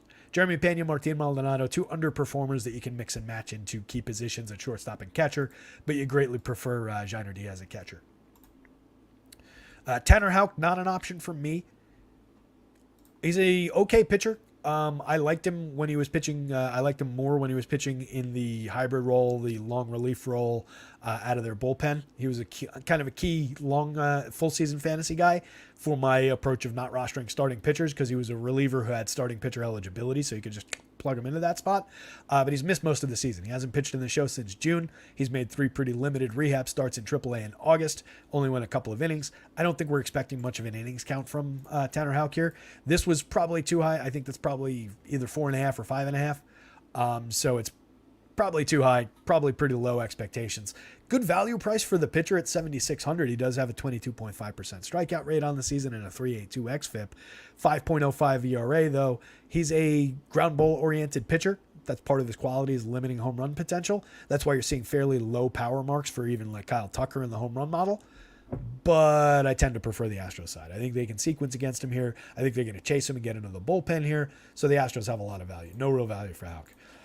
JV on the other side projects out all right, 29 relative to the other guys on the board. That puts him, upper middle, 6th, 7th, 8th, somewhere around there. 112 and a third in 19 starts. Has not been pitching like the Justin Verlander of old. 3.36 ERA, a 4.65 xFIP. 20.2% strikeouts, only 9.4% swing, only a 25.1% CSW. Hasn't been bad for premium contact. 6.6% barrels, just under 90 miles an hour of exit velo, 39.1% hard hits, only 2.37% home runs. 3 starts back with the Astros, kind of middling results. Hasn't really been exceptionally good back in Houston yet. I don't know. For the money, for the matchup against the Red Sox, I really don't like it that much. If you dropped in here like 1,000 cheaper on both sites, which I think would be warranted given how mediocre he's been all season, I'd like it a lot more. I'd be saying, well, Justin Verlander doesn't look great, hasn't been great all season, but does at least have a price that's appropriate for what he's been pitching like. Had that little run of, 5-6 starts before he got traded from the Mets where he was looking a little bit better. But overall, I don't know. Against the Red Sox, I don't really like this spot. I think I'm going more to the Red Sox bats. I feel like they're a little bit cheap. Top price on DK, 55 for Rafi Devers is perfectly fair. 38 for Rafi Devers, a little bit cheap at third base for that superstar caliber power bat from the left side. Alex Verdugo in the leadoff spot, only 4,100, 3,000. 274, 342, 429. 107 WRC plus, a little bit of pop, excellent on base skills, very good correlated scoring option ahead of Devers, ahead of Justin Turner, who's having an outrageous season. Justin Turner is very much still Justin Turner. 288, 356, 488, a 200 ISO, 127 WRC plus, 20 home runs to tie for second on the team with Tristan Casas, who I love later in the lineup from the 6th spot down here. Only 4,300 for Casas. That is too cheap. 3,000 on FanDuel, too cheap. I know it's Justin Verlander on the mound on the other side, but it's a limited version of Justin Verlander. This kid puts bat on ball really, really well. 14.4% barrels, 45.6% hard hits. He also draws walks. Team leading 13.7% walk rate for Tristan Casas. 20 homers, 227 ISO. Creating runs 23% better than average. Wish he was a Yankee. Yoshida's been excellent. Only 12.6% strikeout rate. This is where Verlander also takes a ding, by the way. Not only are his strikeouts down, but these top 4 hitters have an average strikeout rate of just 15.7% this season. Last season, Yoshida wasn't in the league, but the top 3 guys, 16.2%. It's not like this is like small sample or weird output. This is who these hitters are. So tough spot for Verlander. You get a little bit of a pick-me-up for him in terms of strikeouts with Adam Duvall in the middle of the lineup, with Casas at 25.4, but Casas isn't easy to get. Duvall, a little bit easier to get, but has tons and tons of power. 236 plate appearances. He's got 12 home runs, a 259 ISO. He's an exceptional power hitter over time, too. Adam Duvall has been around for a little while. In 2016, he had 33 home runs, 31 in 2017. 2018, kind of a mixed bag. 2019, limited to 130 plate appearances. 16 homers in only 209 plate appearances in that short 2020 season. 38 the following year in 555 plate appearances. 12 in 315 last year and 12 this year in only 236. He's an exceptional power hitter when things are going right. 4,400, 2,900, easy to get to. Trevor Story, also easy to get to. Still has multi-position on FanDuel, relegated only to shortstop on the DK slate. So we've got Turner and Casas conflicting on DK at first base, but they at least cleared up Turner from conflicting with Devers, but they took away his second base eligibility still. And now you've got Story at short, Luis Urias only at second. On FanDuel, you get more flexibility there. Urias has third, short, and second eligibility for only 2,200 over there, and Story has second and short, and Turner has first and third. So not only do you get fair pricing on these elite hitters, but you get a lot of positional flexibility. Urias not an elite hitter by any means, but does have a little bit of power. Trevor Story hasn't been good over 46 plate appearances since coming back, except for right here, and that's really what I want to see from him. He's flailing a little bit, 37% strikeout rate right now, but 11.5% barrels, 50% hard hits. The home runs and the power are coming for Trevor Story. Astros bats, Red Sox bats, very close to one another. I like both lineups. Actually, you know what? I think I might. No, I can't do that because Justin Verlander is still on the mound. Even just with it being the name on the back of the jersey, I don't think I can put the Red Sox over the Astros facing Tanner Houck. But so Astros and Red Sox very, very close to one another. No Tanner Houck, maybe some Justin Verlander, but I feel like he's just a mixer at a high price. He's not off the board by any means. He projects out fairly well, and he even projects out okay for the money. I just don't know how much faith I have against the Sox here. He'll be a major inflection point on this slate. I don't feel like he'll be all that popular. If he goes out and is the old Justin Verlander for a night, look out. That's going to be a key piece. But I prefer the Red Sox side. The Reds lineup is in. Looks about like expected, I think. No, Will Benson's in there. Let's see.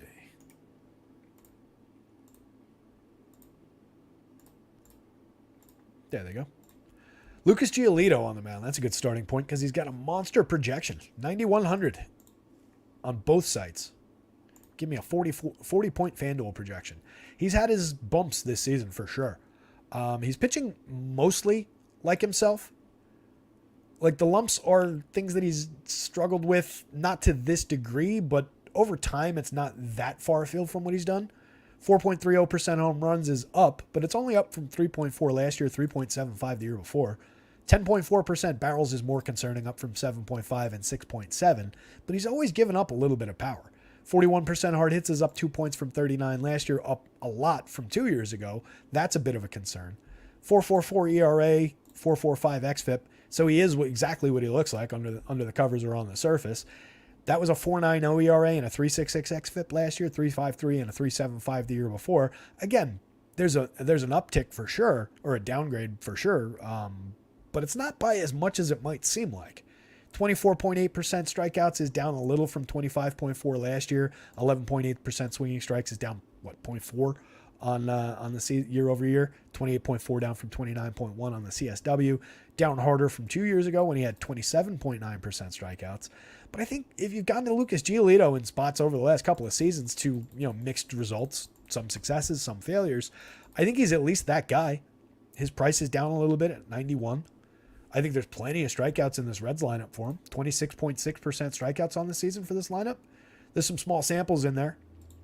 It's like, let's take out Noelvi Marte and his four plate appearances, and we'll focus on everybody else. That puts us at 26.8. So it actually goes up because he's at 25.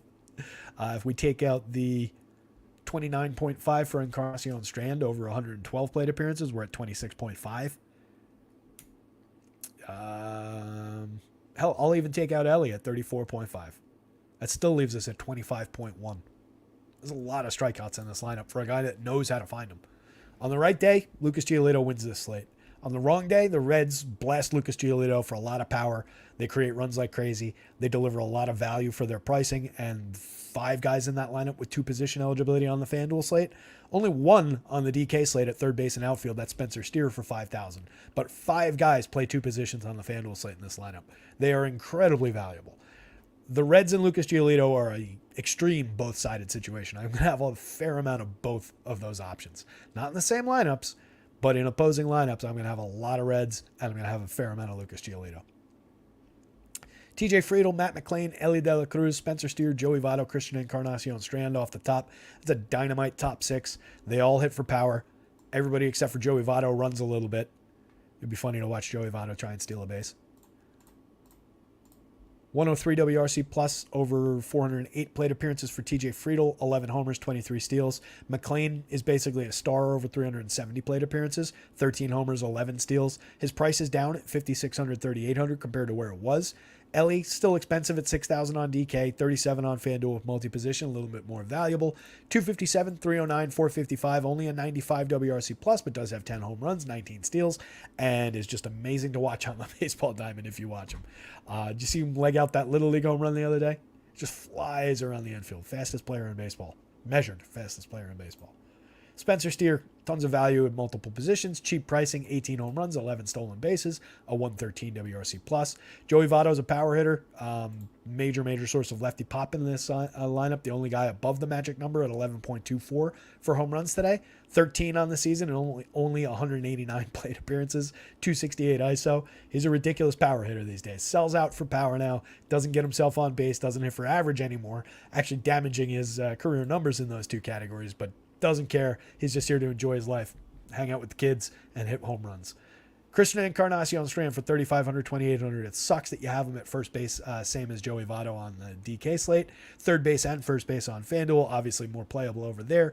262, 321, 398. Only a 136 ISO, but 4 home runs and 112 plate appearances. I promise, he's on the rise. 44.3% hard hits. These numbers are going to go up. Marte, premium position player, prospect for them. Good hit tool prospect. Hasn't delivered in his 4 plate appearances. Well, has 1 hit in his 4 plate appearances. Hasn't delivered is kind of unfair. Also stole a base. Will Benson, Tyler Stevenson, playable parts. Benson's very good at the bottom of the lineup. 3,600, 2,800, 275, 378, 503 this year. Creating runs 32% better than average in a small sample of 225 plate appearances. 7 home runs, 12 steals. A very effective, one of my favorite, favorite. One amongst my favorite options from the late lineup players like Ezekiel Duran, Leody Taveras, and similar type guys. So I like the spot for Will Benson here.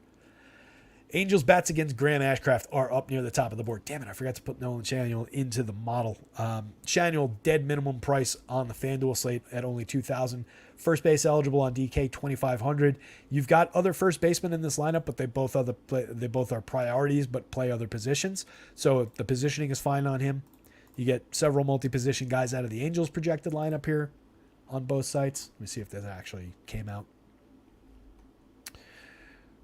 What I'm getting to is that I really like the upside for the Angels. They rank second on the board for overall projections, first by points per dollar on both sites, and sixth by home run upside against Graham Ashcraft here. It doesn't look like the lineup came out. See what's going on in the chat. Make sure I didn't miss anything. Po Degen says 545 bettors can cash those slips. Yeah, we were going way over today. There was no oh, Trout's back. That's all those numbers I just read for the Angels and their upside was without Trout in the lineup. So that's a major uptick. Ooh, Labs is down. Ooh, Labs is back. Hopefully they grabbed it. Let's see. They have not yet updated that. If you want to feed it to me in the chat, Larry, I'll take it. But that's obviously a major upgrade for an already excellent looking Angel stack. Fire away with Angels bats. Graham Ashcraft on the season, 127 innings, 23 starts, 16.4% strikeouts, allowing a 3.27% home run rate, 4.89 ERA, a 4.72 xFIP, a 1.40 whip. Walking into a lineup that has Shohei Ohtani presumably in it, Mike Trout now in it, Brendan Drury probably in it, Mike Moustakas probably in it. Trout's batting second. Love it. Love it, love it, love it. Come on, Fantasy Labs. Give me that lineup. Who came out of the lineup? Is it otherwise the same and like Grichuk's not in it or Moniak's not in it? It's an important piece. Yeah, who's not in the lineup that's in that projected one so that I don't have to talk about them. But I'll just go down the way. Velasquez, Nolan, Trout, Ohtani, Drury, Moose, O'Hop, Grichuk, Renfroe, Velasquez. Okay. All right, so Shanuel, dynamite piece of value given the correlated spot directly with Mike Trout and Shohei Ohtani in the second, then third spots in the lineup. Brandon, those guys I don't need to sell you, right? We're going to Mike Trout. We're going to Ohtani. I don't really care that it's Trout's first game back. I don't know if he did any rehab, but it doesn't really matter that much. It's Mike Trout. You just go there. Drury, tons of right-handed power for 3,800, 2,800 multi-position on FanDuel. Moose having a pretty good year from the left side. 11 home runs, 271, 327, 447, 101 WRC plus. Kind of resuscitated his career a little bit here. Started the year in Colorado, got himself over to Los Angeles, and has found himself kind of entrenched in that mid-lineup spot in LA. So hitting, fifth today? I like the potential for a little bit of lefty pop. Logan O'Hoppe, didn't mean to go from a little bit of lefty pop into Logan O'Hoppe, so I said O'Hoppe. I think it's O'Hoppe, not O'Hoppe. 2,600, 2,000. Dead minimum price on the FanDuel slate. Lots of power at the catcher position. Even though you don't need the position, you just play him as though he's a first baseman or a util guy or whatever. Interesting catcher option for only 2,600 on the DK slate, given the pitcher that they're facing. 13% barrels, 43.5% hard hits, 4 home runs, and 68 plate appearances, all before the injury. 226 ISO before the injury. Was hitting for power and was expected to. Came into the year as a high-end prospect for them. Moniak not in the lineup. We get Grichuk, Renfroe, both of whom I like. Interesting right-handed bats late in the lineup. Both of them have power. We were celebrating Renfroe hitting his 18th home run of the season finally the other day after being stalled at 17 for the better part of a month. He's now got 78. First time I get to say it since the start of the 2021 season. He's a major right-handed power hitter, and he's pretty cheap at 3,000, 2,600. I would want to prioritize Hunter Renfroe as probably a lower-owned option in my stacks of Angels. Definitely want to get there. Grichuk, good contact skills, decent power, 11 home runs in only 333 plate appearances, 99 WRC plus. I don't really care with the way he's putting the bat on the ball and the prices that he comes in at. Luis Renifo has a little bit of interesting power upside. Just kind of a mix-in option, triple position eligible, makes him much, much better, more valuable on the FanDuel slate. I like him better when he's hitting late lineup than when he's was leading off for a little while there. I think he's just sneaky for power with multi-position eligible in that spot on FanDuel most specifically, but at shortstop for 3,500 on DK, that's perfectly fine. Velasquez, no real upside for him for DFS purposes. So an 8-man lineup that I like quite a bit in a lot of different combinations here. So Angels bats with a bullet, especially now that Trout's back, top of the board. Angels bats, Lucas Giolito, Reds bats in that order, but I like the Reds quite a bit, and I'm going to have a lot. Interesting 3 corners game here. Keep on moving. 3 games to go. Royals, Angel Zerpa, Athletics, Hogan Harris. They both project out kind of okay for like super limited options here. I don't know how deep Zerpa's going to go. What did he do in his lone full start, and when was that?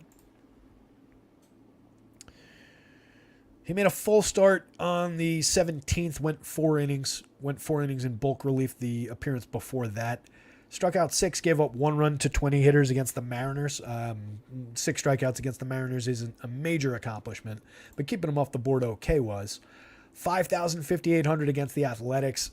A mixer at best for a little bit of value, but I don't expect more than 4 innings. If he gets you 5, maybe you hit value, but it's a very thin dart throw.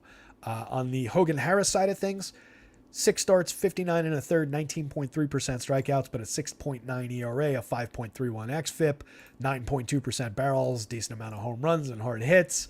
He's going up against the Royals. Maybe you squeak out a little cheap value, but again, it's another spot where it's just like, I think the slate's deep enough that we don't really have to do that, particularly with a guy allowing that much premium contact.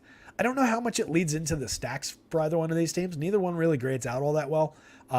Just kind of like okay pitchers on both sides. I don't really like it. If I'm going to these teams, I think I probably prefer the Athletics a little bit. She's given a little bit more talent, I think, in this lineup at this point. Bobby Witt's the best player in the game at the plate, so you do have that upside from the Royals. You get Michael Garcia with a decent little hit tool, a little bit of speed, can correlate okay. Bobby Witt's a star at shortstop. Sal Perez is a star at catcher, but he's kind of underperforming his talents this year. Only 176 WRC plus, 10% below average for runs, 19 homers on the season. Everybody else in this lineup is kind of mixed quality to bad. Freddie Fermin, probably the second best hitter at 293, 325, 503 with a 210 ISO, 9 home runs and 195. Samad Taylor, Drew Waters. This is a really weak lineup, really low end. On the Athletics side, you get Estuary. If he gets on base, he's running. He's stolen 49 bases. He'll be looking for number 50 this year. That's an accomplishment, especially since he's only getting on at a 301 clip, 416 plate appearances, and not getting on at an elite level. This is a major accomplishment for stolen bases. He runs like crazy if he gets on. Zach Geloff, interesting hitter. 55 is high, 4,000 is very high. 9 home runs, 7 stolen bases, a 174 WRC plus, a 320 ISO. In 138 plate appearances, he's earned these prices, but I feel like they should have waited another 138 before assigning him those prices. We'll see what they look like, but obviously a premium prospect for them. Ryan Noda comes back to the lineup, 2,800 on both sites. 11 home runs in just 346 plate appearances. Very good premium contact. A pretty good walk rate, 17.9% to offset his 33.5% hard hits, 33.5% strikeouts. Kind of a 3 true outcomes kind of a player. 382 on base, 11 homers, but a very lousy overall batting average. 133 WRC plus. Brent Rooker up to 21 homers. Got to give him a little credit. Hit numbers 20 and 21 in the last couple of days. Maybe he has another one of those surges to close out the year. Not that we're playing him for that, but he's maintained 15% barrels, 47.6% hard hits. He's just really flawed. Swings and misses quite a bit. 31.2% strikeout rate and a high whiff rate against a lot of different pitch types. But when he connects, he can definitely drive the ball. Aledmys Diaz, Jordan Diaz, mix and match parts with infield eligibility for cheap prices. Not overly high-end players. Everybody below average from 5 down in this lineup in terms of run creation. You do have Shea Langoliers hiding down there with a little bit of catcher power. If they play any of the rookies, I like those hitters better. The Tyler Soderstroms and so on of the world. Oh, this lineup landed. It is exactly this lineup. So, again, another very low-end team. With the Athletics here. Low-end team overall, but my preferred between the two of these two stacks. I think Harris has a little bit more talent on the mound. I think the Royals are a little bit lower end. Bobby Witt is the best player overall in the game, though. Let's just move on from this one. There's not a ton to focus on here. Rangers and the Diamondbacks. There's a lot to focus on in this one. Diamondbacks lineup is out. Looks like Corbin Carroll's in the leadoff spot. Drop that in here.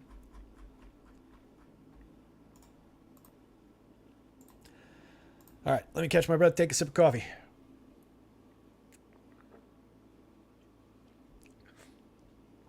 Might as well be iced coffee at this point. Mama says, who the hell is Shanuel? Sounds like something from elementary school lunch. Yeah, that's, as Larry C. points out, Shanuel is their recently promoted rookie that they drafted this year. Just a few weeks ago, like 6 weeks ago in the MLB draft 2023, was the 11th overall prospect. Absolutely destroyed. They put him directly into Double-A, and he absolutely destroyed Double-A. And they called him up, giving him a shot here. They've been aggressive with promotions. They did that with Zach Neto. He was the first guy from last year's draft class when he was promoted early this season as a very young, early arrival. So they're just happy to go to some of these kids and put them in the lineup with these with the premium hitters that they've got at the major league level. And it seems like he's going to hit, and he's very, very cheap. Dimitri says, Trout says he's still dealing with soreness, though, but playing because of sense of urgency on the season. If that's his plan, he probably should have come back about 2-3 weeks ago. But, yeah, they still do have a little bit of opportunity to make a run, particularly with like the Rays falling off. But you got to love the opportunity DFS-wise for that lineup now. Even if Trout's a little bit limited by soreness. I don't really have a good way to quantify that anyway. So, Mamba says, locking in the Angels with Julio. I like that a lot, buddy. 6 o'clock. Pay the 6 o'clock gamblers. Only a couple games to talk through, and I do want to get lineups built for this one. So we're going to try and make good time through these last two. So let me get focused. Zach Allen, 11,000, 10.5. You're paying a premium for him. He projects out as one of the top options on the board, but not at the absolute top. Given a very, very stiff competitor on the other side, given a, good, not great projection. If you wanted to undercut the field, if he's going to be at all popular, I think that's totally justifiable. I just don't think he's going to be crazy popular. So I think it's a spot where, assuming that's the case, I probably want to get ahead of the field on a very good pitcher. 3.17 ERA, 3.53 xFIP, 5.1% walks, 26.1% strikeouts, over 162. He's given up a decent amount of barrels at 9.3%, a lot of hard hits at 45.6%, a lot of exit velo at 91.5, and it's got not ground ball trajectory, like midline drive type trajectory at 13.4% launch angle on the average, but still only 2.33% home runs. That doesn't necessarily play well against this hard-hitting Rangers team, but I do think he's got enough talent to get through this lineup 3 times. So I like the spot for Zach Gallen. I wish he was a little bit cheaper, but I hope that the talent tax in terms of his salary keeps the ownership a little low. I hope that the opponent keeps the ownership a little low. John Gray, Tough to get to at 9,200. Has an okay projection, but not really for price on the FanDuel slate. He's a totally different option on DraftKings, where he only costs 6,700. He's a major piece of the SP2 puzzle on the DraftKings slate. Even against the Diamondbacks, who are pretty good at limiting strikeouts, have some good power in that lineup, he's just too talented to be that cheap. 20.5% strikeouts this year, 3.52 ERA, 4.39 xFIP. Does not give up much power, 5.5% barrels, 2.70% home runs.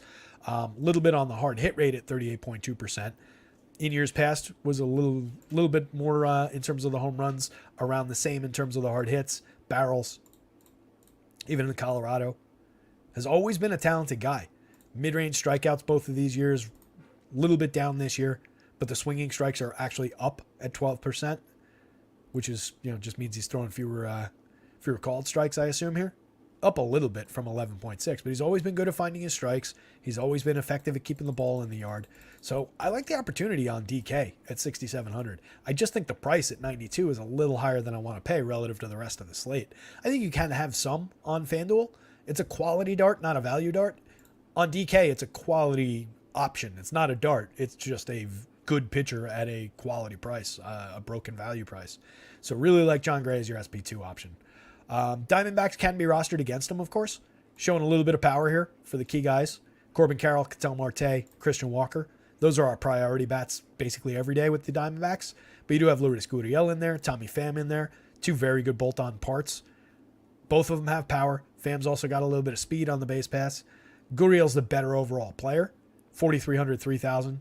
Pham at 3,800, 2,900. A lot of good value options. Those two at good value pricing, and then these three guys at fair pricing at worst. Carroll's price is a little down since he's been stuck at 21 home runs. The average has dipped, the on base has dipped, but still an overall outrageously good, toolsy kind of a player. Now that his price is down a little bit, easier to get to. Ketel Marte has been fairly priced as a second base all-star all year long. Alec Thomas, Jace Peterson, Gabe Moreno, and Geraldo Perdomo at the bottom of the lineup. Mix and match options, but guys who do have a little bit of DFS ability, if nothing else. Okay, single-digit counting stats for most of these guys, but they all provide a little bit of power, a little bit of speed. So I think you can do worse for a value bottom end. Podigian says the indica kicked in and people are outbidding him for Mount Castle. The Degen struggle. Had a mixed day of results on my jock market shares. I took shares out of who did I grab? Oh, it doesn't matter. Jake Berger. I liked the Marlins yesterday, so I went to a bunch of Jake Berger shares that just barely paid off at the end and made a profit.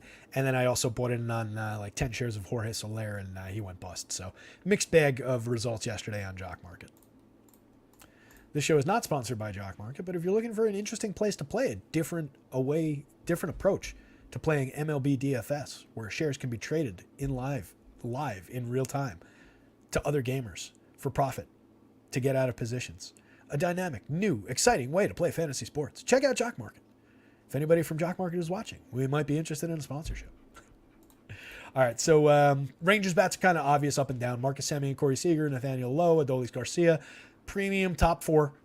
Both catchers in play. If they are both in the lineup, I think you can roster both of them on FanDuel in the same lineup. I think you can mix and match them to your heart's content across lineups. They're both priority upside plays in that Ranger stack, considering especially where you need catchers, how cheap they are. 3,800 and 3,500 is just a misprice where you need to play catchers.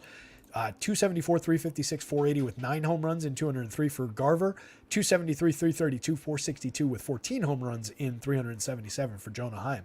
You put those numbers together, and this is probably the best catcher, well, one of the best catchers in baseball. You put these numbers together, it's more home runs than Sean Murphy. It's a very good batting average, stellar on base. 344 on base, 274 batting average, 471 slug, 198 ISO, 23 home runs, and a 124 WRC plus. If you combine those two into one catcher who plays every day, that's elite. Travis Jankowski has speed on the bases, decent triple slash. Ezekiel Duran's been good all year from the bottom of the lineup. Leody Taveras has seen a recent dip, but his prices are down a little bit. Still a good option from late in the lineup. So I like the Rangers 1 through 9 basically. If it's this version of the lineup, even against Zach Gallen, I think they're at least a little bit playable, and they're fairly cheap given their talents. Given some of these guys at the bottom of the lineup, especially the two catchers. Zach Gallen, Rangers bats, John Gray on DraftKings, Diamondbacks bats, John Gray on FanDuel.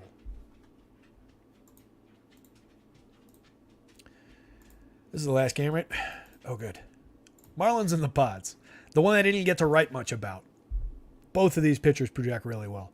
Jesus Luzardo, 9,100, 9,400. Obviously the lower projection between these two, but also one of the top projections on the overall slate.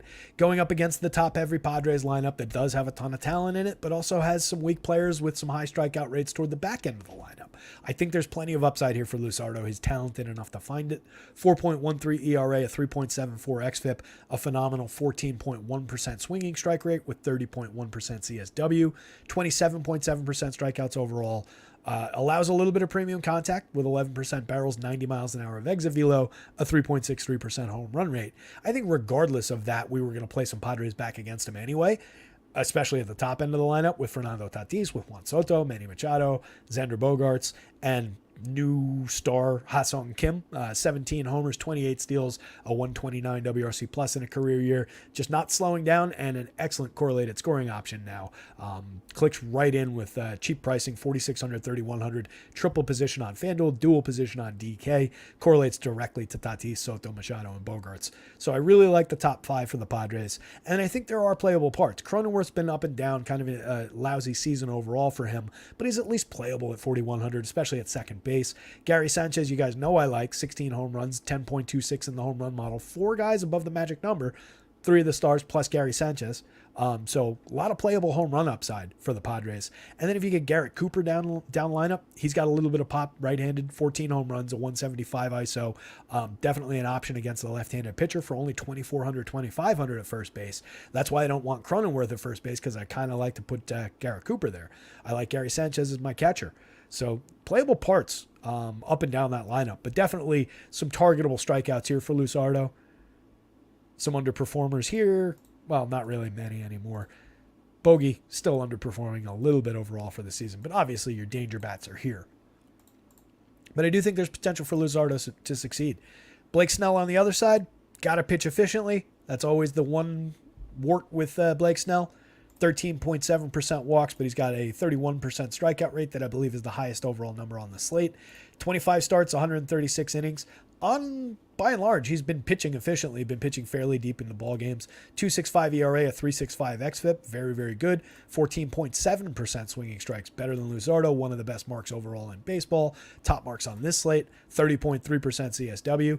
Has similar issues with premium contact, 8% barrels, although only 33% hard hits, 86.7 miles an hour of exit velo. Obviously a bit better in both of those. 2.46% home runs.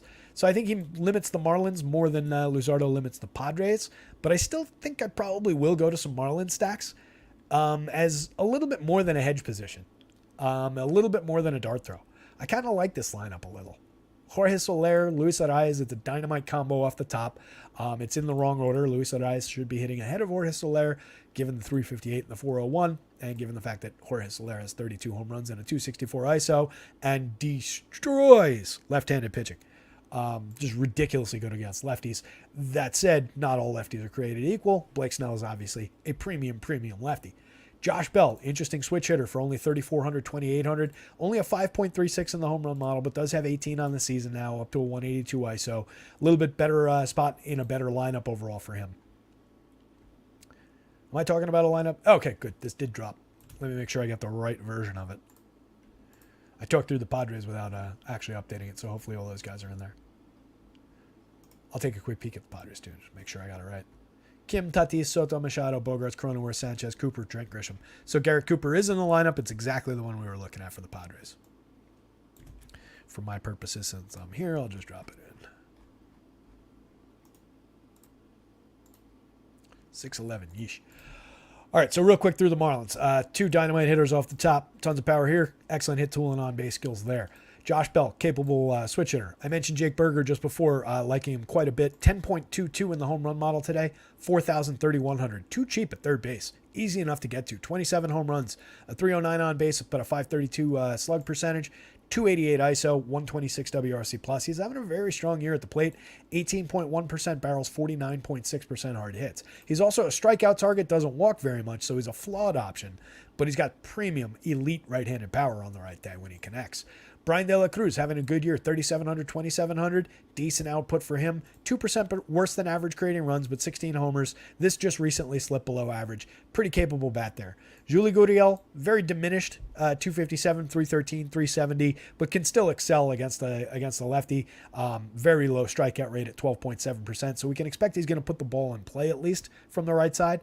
Avi Garcia, formerly a premium hitter against left-handed pitching. 3 home runs on the season, only 189, 246, 321 overall with a 52 WRC plus in only 116 plate appearances. But he's very, very cheap. He's still putting bat on ball extremely well when he makes contact with an 11.6% barrel rate, 49.3% hard hits from the right side against Blake Snell here.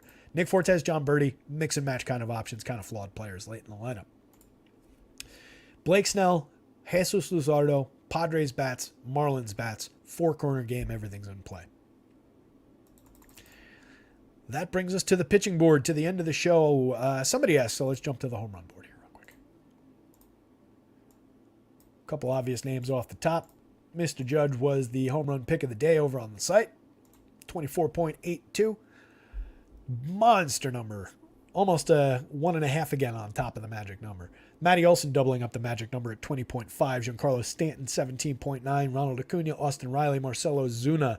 You think the Yanks and the Braves might be a good combo for power potential on the old slate tonight? And honestly, that's not even that hard to get to because Giancarlo Stanton is really, really cheap.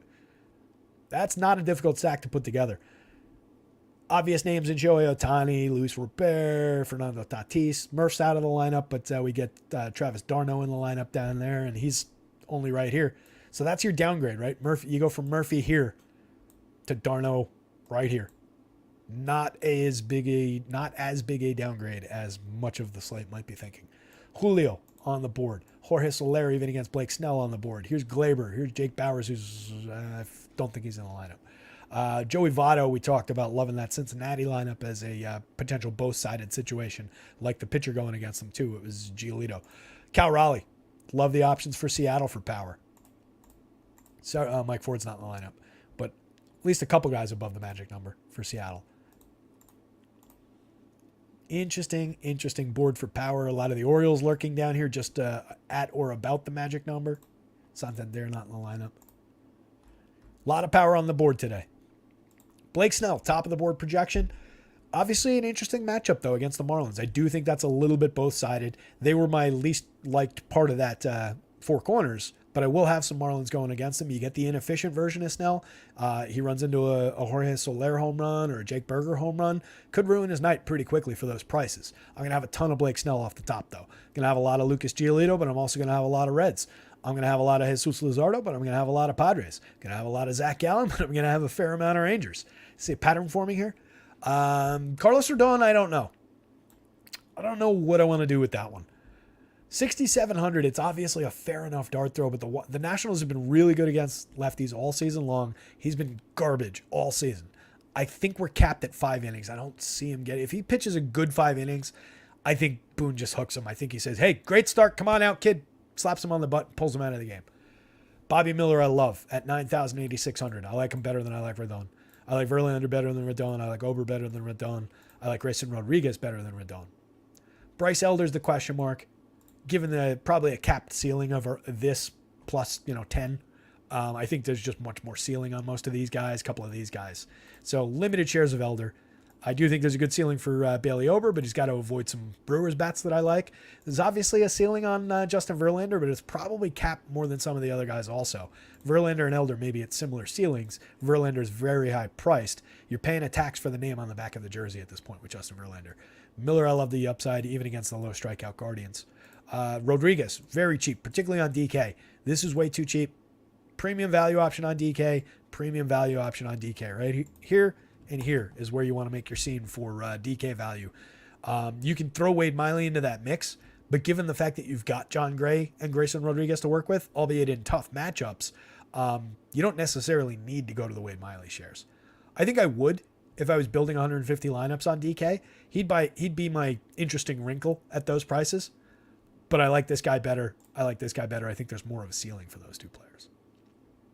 Nobody below Kikuchi really looks playable. I think Kikuchi's playable, more so on DK, but it's a little bit high priced, and I prefer the Orioles side of that equation, especially given that this isn't a bad projection, but all these guys project better. For a guy that I tend to target with bats, I don't know how much I get to Kikuchi. I do think you can play some Josiah Gray if you're hunting for another guy who's low projected but has an okay upside. I think there is an okay upside against the Yanks. If the Yanks don't hit those homers that the model's calling for, it's not like they're good at sequencing. It's not like they're good at getting on base. It's not like they don't have tons of strikeouts for Josie Gray. So there's a little bit of upside for Josie Gray. Clevenger, if you want to mix him in, particularly at 66 on the DK slate, a little bit of value there. Don't like it as much on the FanDuel slate. I'm going to be filthy with Seattle stacks, though. I'm going to be on the other side of that one. Oviedo, Ashcraft, McGill, Waino, Syndergaard. Sad days for these guys. Don't see anybody really that if I miss shares of everybody from Kikuchi down, I won't be that disappointed in my stack. I think there's tons of value. There's tons of guys all over the price board, tons of ceiling in the top end of the board here. I meant to include Miley in that. That's my pitching pool, most likely. I'll probably leave Kikuchi in.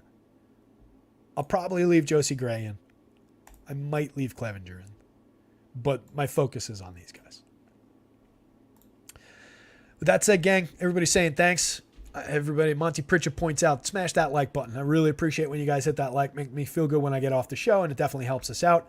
I'm trying to get out under the 2-hour mark. That leaves me 19, 18, 17. Goodbye. Good luck out there, gang. Hit the like button. Hit the subscribe button if you're not already. Jump into Discord. It's free. Somebody go win something tonight. Good luck. I'll see you later.